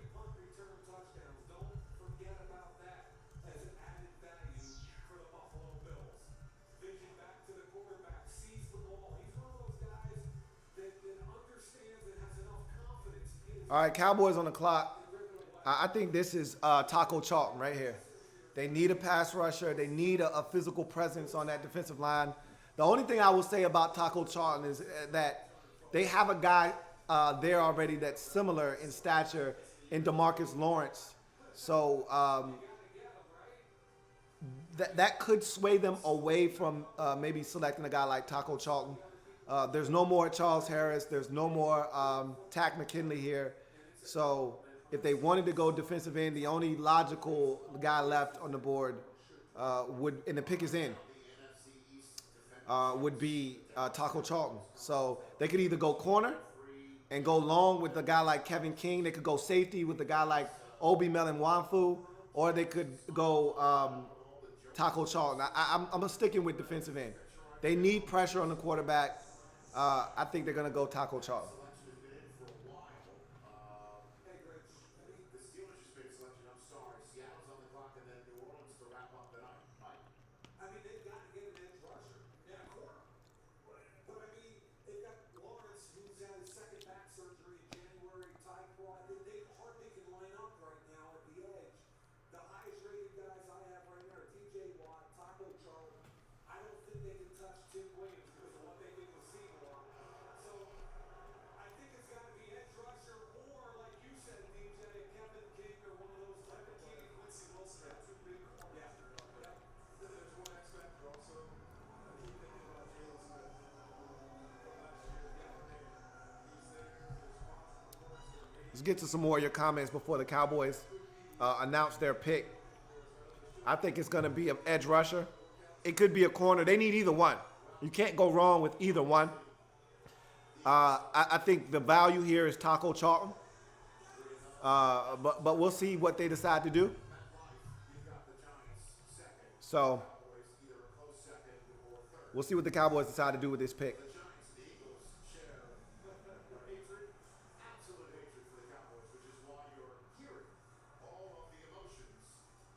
King Day 48 says, what's the story with Garyon Conley? Here comes the commissioner.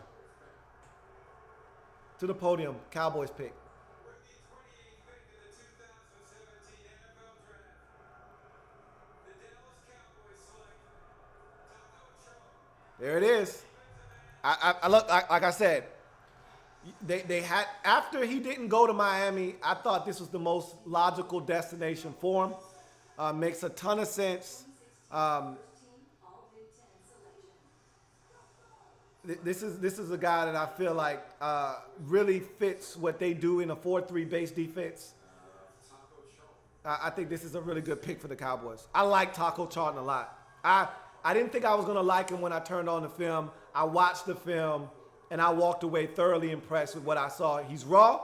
That's the perfect coach to go in there and work with in Dallas.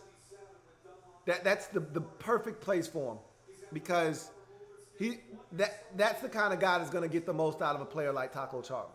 So this is a good pick for the Cowboys. Really good pick. Physical guy, sets a physical edge. Eats up a lot of space. He's so big. He's so long. And he still doesn't know what he's doing yet. Again, one-year starter. Really impressed with him. In the run game, and I thought if he played like that, the way he did against Ohio State every single week of the year, he'd have been a top 10 or 12 pick. Well, when we come back, the Browns just chose Jabril Peppers out of Michigan, and then they popped back into the first round for a third bite at the first round apple. Who did they do that for? The crazy night. Terrence Leach says, Lou, who would you take in day 2 if you were Ozzie? Now again, hard to say right now because you want to see how the board is going to shape up. If you're asking me what position, again, you got to see what the board is going to dictate, who's available. But if I'm the Ravens, you need a receiver.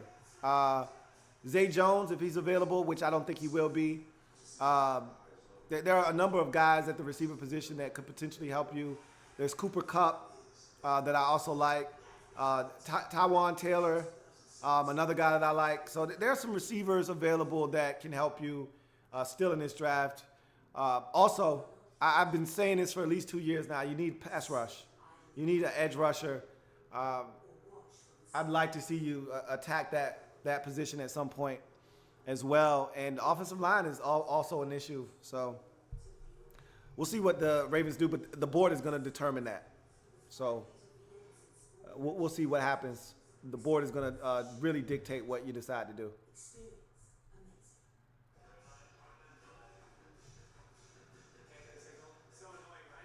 Sean Mack says, could we get Foster? Like I said for weeks, that could be why you traded back in the first round. I think it's for a corner. I think it's for Kaiser. I think it's for a quarterback. Really think it's for a quarterback. Lionfire says, I think the Browns actually got Kevin Costner to be their GM for the night. LOL. And they've been wheeling and dealing, man. Big time tonight. Big time tonight. Where should we start? My mission is to fuse your passion with our worldwide culinary experience. Meet teams what you need to know to develop your confidence. All right. So let's give the Cowboys their selection of Taco Charlton. Love that pick for the Cowboys. I think it's a really good pick at a position of need. And that's what the draft is about, man. Getting good value at a position of need and coming away with a good football player. And I think the Cowboys just did all three of those things. Better is the reason to buy Hyundai, and this is the reason to buy now. The Santa Fe Sport can be yours, starting at $26,245, or a new Tucson, starting All right, so got no more comments right now. So let's talk about these final couple of picks. You got the Browns at 29, who traded up with the Packers. You got the Steelers at 30, Falcons, who traded up. Seattle Seahawks now own the 31st pick. And the Saints are going to round out the first round. And we're going to see what happens with this pick. I'm anxious to see what the Browns were so anxious to come back into the first round for. I think I know, because they came and got in front of the Steelers. I don't know if they were afraid that the Steelers might try to take Reuben Foster. I don't know if they – I personally think they came back for Deshaun Kaiser, because I said 4 quarterbacks. I meant 4 quarterbacks. I thought the last quarterback would be Kaiser, and it would be at the end of the first round. Here's an opportunity for that to happen. I don't know if they're in love with Kaiser, though, so we're going to find out. Here's the pick. Here comes the commissioner. Let's see what they did. We thought OJ, how about Njoku? With the 29th pick in the 2017 NFL Draft, the Cleveland Browns select David Njoku. There it is. Njoku, and Mike Mayock just said it as the commissioner came up, that he thought that they could have went tight end at first. And so now they might have been afraid that the Steelers might have tried to go tight end. So they needed to get in front of the Steelers. And so Deshaun Kaiser's still sitting there. Let's see if Kaiser comes off the board. Right now, you're looking at the Steelers and the Saints. Those are the two teams that could use a quarterback. Both have aging veterans at the quarterback position. Both could use a young quarterback and get that 5th-year option. I can't state that enough. You get the extra year on the contract. Especially that's a big-time decision when you have a veteran quarterback that you're not sure how many years he's going to play. With Ben, there could be 3 more years of football. There could be 2. There could be 1. You don't know, and so you want that 5th-year option as a safety blanket and sort of an insurance policy. Same with Drew Brees. Drew Brees could play another 3 years. Drew Brees could play another 2 years. And because you don't know, you want that 5th-year option as an insurance policy. So I can see, and I had David Njoku going to the Saints at 32. Now that he's gone, maybe that makes the decision a lot easier to go quarterback at 32. Pick is in for the Steelers. There are no edge rushers here, so I'm thinking it's either a quarterback in Kaiser or a cornerback. There are plenty of corners still available. Kevin King comes to mind as a long corner that would fit in what the Steelers like to do. Not as physical as the Steelers would like him to be, but he's in that Ike Taylor mold of a big, long guy. So I could easily see the Steelers going that route. Let's give the Browns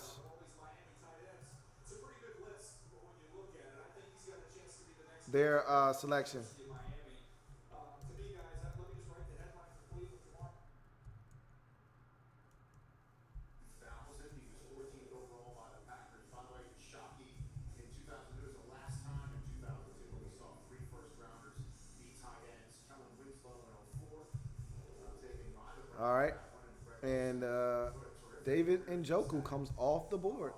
Coming out of the U in Chicago to start, obviously. So Njoku to the Browns, Steelers, 49ers come back into the first round. Get the 31st pick from the Seahawks. This has got to be a quarterback. I'm convinced that a fourth and final quarterback is coming off the board. I've been saying this since this entire process got underway. And everybody told me 3 quarterbacks, not 4. Someone's going to take this quarterback.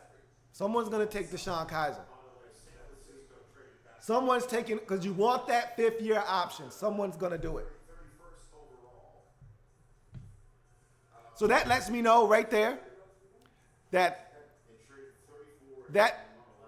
tells me right there that the Steelers are not going quarterback.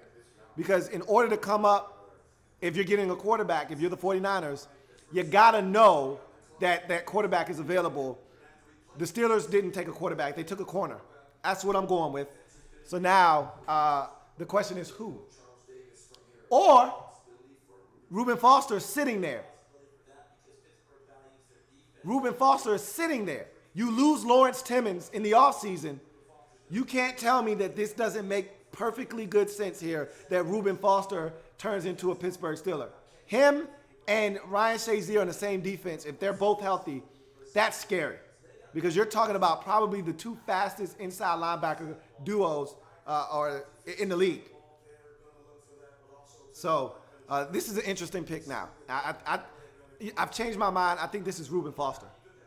That he fits what a Steeler linebacker embodies.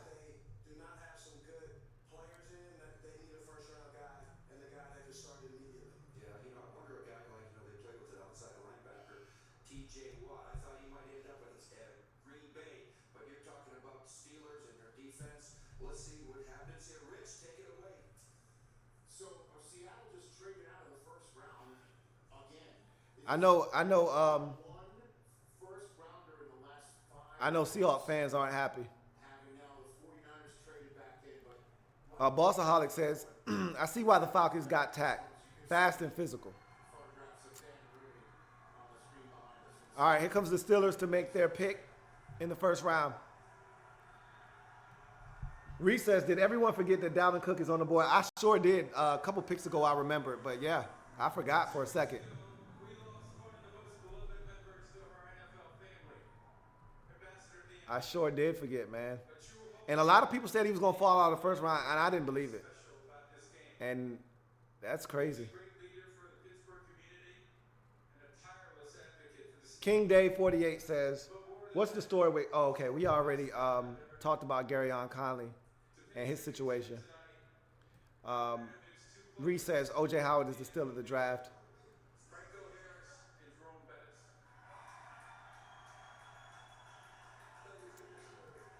Your boss says, where the hell is Malik McDowell? I told you Malik McDowell, I didn't think would be a first round pick until the end. It still has a chance to be. Dan Rooney passed away. When he passed, he was holding the hand of his beloved wife, Pat.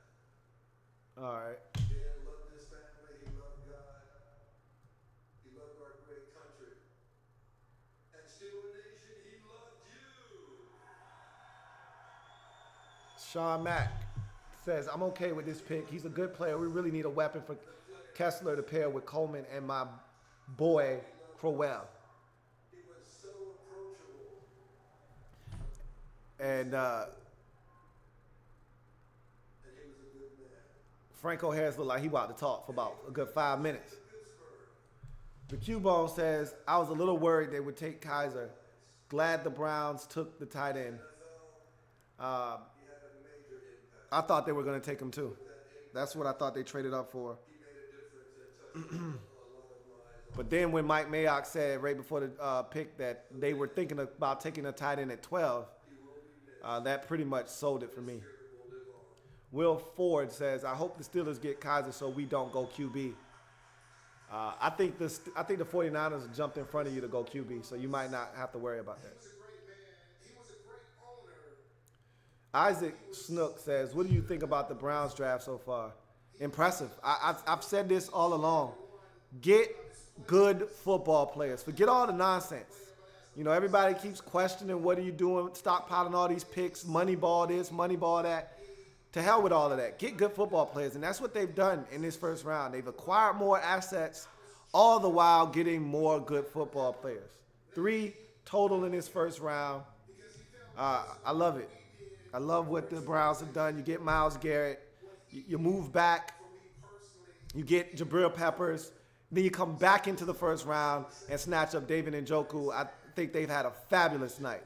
Just an absolutely wonderful night. Andre Mogul says, Steelers might go Buda Baker. Let's see. Here we go.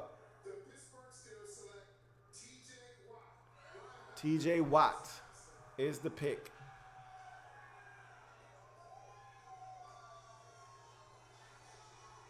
T.J. Watt. Thought they would go linebacker. Thought they might go Reuben Foster. I got to watch some more film on him, so I can't even sit here and act as if I know what this guy is all about. I want to watch some more tape on him before I start talking about him. All in the family, as you can see, Derek Watt, part of the Chargers organization, and there's Vincent Cole. Whoa. Where did he go? and J.J. Watt. And week 16, it will be Vincent Cole says, damn, B, my Hawks just trying to get more picks. That's what they do, man. Seem like they don't never draft pick in the first round. we are down to the penultimate pick of the first round. It's the 49ers who are making the pick. They made the second. All right, so the 49ers are back in the first round. It could be for Reuben Foster. It could be for Deshaun Kaiser. But we're going to see. Obviously, they targeted a player that they feel can help them, and they felt the need to come back into the first round and get him. It could easily be Reuben Foster here because they were afraid New Orleans would try to take him with the 32nd pick. It could be Deshaun Kaiser because they were afraid that the New Orleans Saints would try to take him with the 32nd pick. Either way, it was a player that they deemed necessary to come back in the first round and get, and it was a player that they felt threatened that the Saints might try to take to wrap up the first round. So we're going to see, to wrap up the first round, what these final 2 picks are all about. 49ers come back in, and then we'll wrap up the first round with the Saints' second first-round pick in the trade of Cooks with the New England Patriots. So we'll see what happens with that final pick in this draft. Let's give the Steelers their linebacker in T.J. Watt. And Falcons traded away the 31st pick to the Seattle Seahawks, who then traded that pick away to the San Francisco 49ers. So this pick has been moved quite a bit. Shoulders don't just carry fans, they carry your fans' passions, hopes, and dreams, and maybe a chance of greatness. Because shoulders are made for greatness, not that. It's rare to see 2 teams in a division trade with each other, but like my man Rich Eisen always says, the draft makes strange bedfellows out of sworn enemies. And that's what the draft does. You know, you would think that teams within the division wouldn't want to help each other out, but when the benefit is mutual, teams throw that caution to the wind, and they go for theirs, man. If trading with you is going to help me better my football team, teams generally are all for it. So, Andre Mogul says Foster would be a good Steeler. They didn't go in that direction. They took T.J. Watt. And Shiga Tara said, gotta be Watt. for the Steelers, and that was correct. The Cubone says, "We will miss you, Dan Rooney." Hashtag we will miss you, Dan Rooney. Absolutely. He's a good man. Really, really good man. Whose is this? Rich, I'm a pleaser, and I want to make you happy. Is that right? I didn't know that. And Jabril Peppers at number 25 to Cleveland. I take my hat off to both parties. Cleveland's had a real big night, in my opinion. Didn't pull a trigger on the quarterback. Didn't read. All right, here comes the 31st pick, 49ers. See what they decide to do. NFL draft. The San Francisco 49ers select Reuben Foster. Damn, come on, commish. Stop messing people's name up, man. So they come back in the first round to get Foster. They were afraid that the Saints would take him. This leads me to believe that Deshaun Kaiser is not going in the first round. I don't think the Saints are going to take him. 6'2", 229. So I was wrong. I'm upset because I really wanted to be right about the quarterbacks. I'm a BC guy. I say this very lightly, but he reminds me of Luke Kuechly when I watch tape. He had a childhood, but he's an immediate impact player. The Saints getting Adrian Peterson means they're not drafting Dalvin Cook. Pass game. There are several tight ends that they could take here, but why? With Njoku being off the board, Howard being off the board, and Ingram also being off the board, I don't think there's another tight end worth taking at this point in the draft. You see how he's using his shoulder to tackle? See how he's ducking his head? That's why teams are afraid. But this guy has legit speed, folks. His energy finishes. Look at him on the kickoff team. Kickoff team. He sees football and reacts. Oh, and look at that hit, folks. Energy and finish. Wow. He went 31. He's number So let's see now what the really interesting conversation today. let's see what the Saints do to wrap up this draft. I think they're going to take a corner. All right, well, they already took a corner, excuse me. So The homework they did on that kid. I'm at a loss right now, really, honestly. Fast on him with They don't need a running back. I don't think you take a tight end here. San Francisco better be right with that. Maybe you know what? Obi Melanfonwu is in play here. You kind of go with what and you look at those Tampa defenses that he played on. He went out and got Solomon Thomas first. We try to get some more stats so they can rush inside. And it looks like he just tried to find his Derrick Brooks right here with what he got. Malik McDowell's in play here. I mean, This is probably the best pick in the draft. You know, for years we've been hearing, Mike we'll see what happens. the thumpers and other guys and the speed guys. This is the combination. This is a sideline to Reuben Foster finally comes off the board. 49ers come back in and get him. I think that's tremendous value. If this guy's healthy, he's one of the best linebackers in this draft. So that's a tremendous pickup for the 49ers. Sideline to sideline thumper. It's all yours. I like that. There you go. I like that. Thank you. So the Saints pick were about They had a strong night as well, did the 49ers, acquiring some assets, Patriots flipped to flipping the second pick and still getting the guy that they were probably going to take at 2 in Solomon Thomas.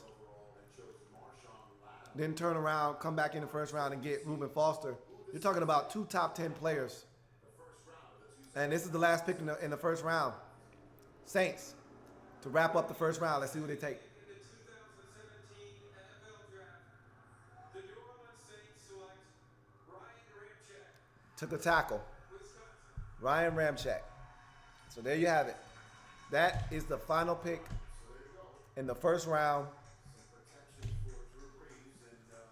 Ryan Ramczyk, who I thought was the best tackle in this draft, goes to the So he can step in day one. New Orleans Saints. Right tackle. He's a technician, even though he's only a one-year starter in Wisconsin. Faced big-time opposition, starting with Arden Key. His first game as a Division I player this year, and I thought he did a nice job against LSU. So at the end of the day, he's a day one starter on the right side. They pair him with Teron Armstead. Drew Brees is a happy guy. I like this pick. I still think going all the way back to their first pick and what they were able to do to get Marshawn Lattimore at 11, now you pair him up with Ramczyk.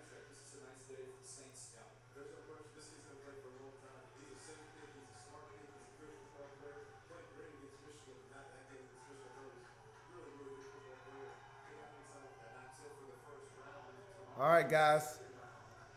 So that is going to do it. Let's give the Saints their first round pick. Selections tonight because they moved out. Last time the Packers did that pick in the first round was 2008. It's been a long time since Packers fans just watched the first round and didn't hear any CD players selected. So you've got some offensive linemen and some running backs that are be sitting out on the board when everything starts. So tomorrow is going to be intriguing because Here from Philadelphia, total access that right now. we saw some guys not go. I really thought that Dalvin Cook would go in the first round. I kept hearing people say he's going to fall to the second round. Never believed it. But of my 5 predictions before the first round got underway, I think only 2 came to fruition. Joe Mixon didn't go in the first round. I said that the 3 players that were perceived top 10 players, that at least one wouldn't go. All 3 didn't go in the top 10. I was wrong about Garyon Conley. I was wrong about 4 quarterbacks going in the first round. But it was a hell of a night. I thank each and every single one of you for joining me tonight. It was a ton of fun. If you're down, if you're dedicated and you don't have shit to do on Friday, guess what? I'll be back here tomorrow, same time. Well, actually a little earlier. I think the draft starts at 7 tomorrow. Same time. No. Damn, didn't I just say it started earlier? I'll be back here again tomorrow for the second round and the third round, day 2 of the NFL draft. We're going to do it all over again. Bring your snacks. I got more. I'm not out. I'll be back here tomorrow doing the same exact thing, breaking down the draft and chopping it up with you guys. So until then, enjoy the rest of your night. I think we're all exhausted.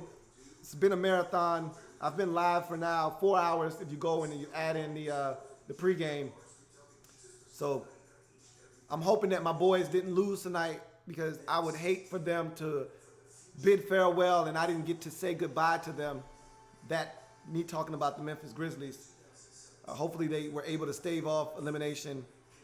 I think they probably lost the game, but I'm going to find out here shortly. But in any event, hope you're excited about your team's draft pick. If your team didn't draft a player like the Packers or the Seahawks, you'll be very busy tomorrow and Saturday. So get ready for a lot of action the next couple of days. But in any event, I'm your man Louie Tee signing off. If it happens in the National Football League, whether big or small, we cover it all here on the Louie Tee Network. Remember, we're changing the game one live feed at a time. Thank you to all of those who subscribed. Welcome to the best experience on YouTube. If you're talking NFL, the Louie Tee Network, you won't be sorry. See you tomorrow. Have a good one.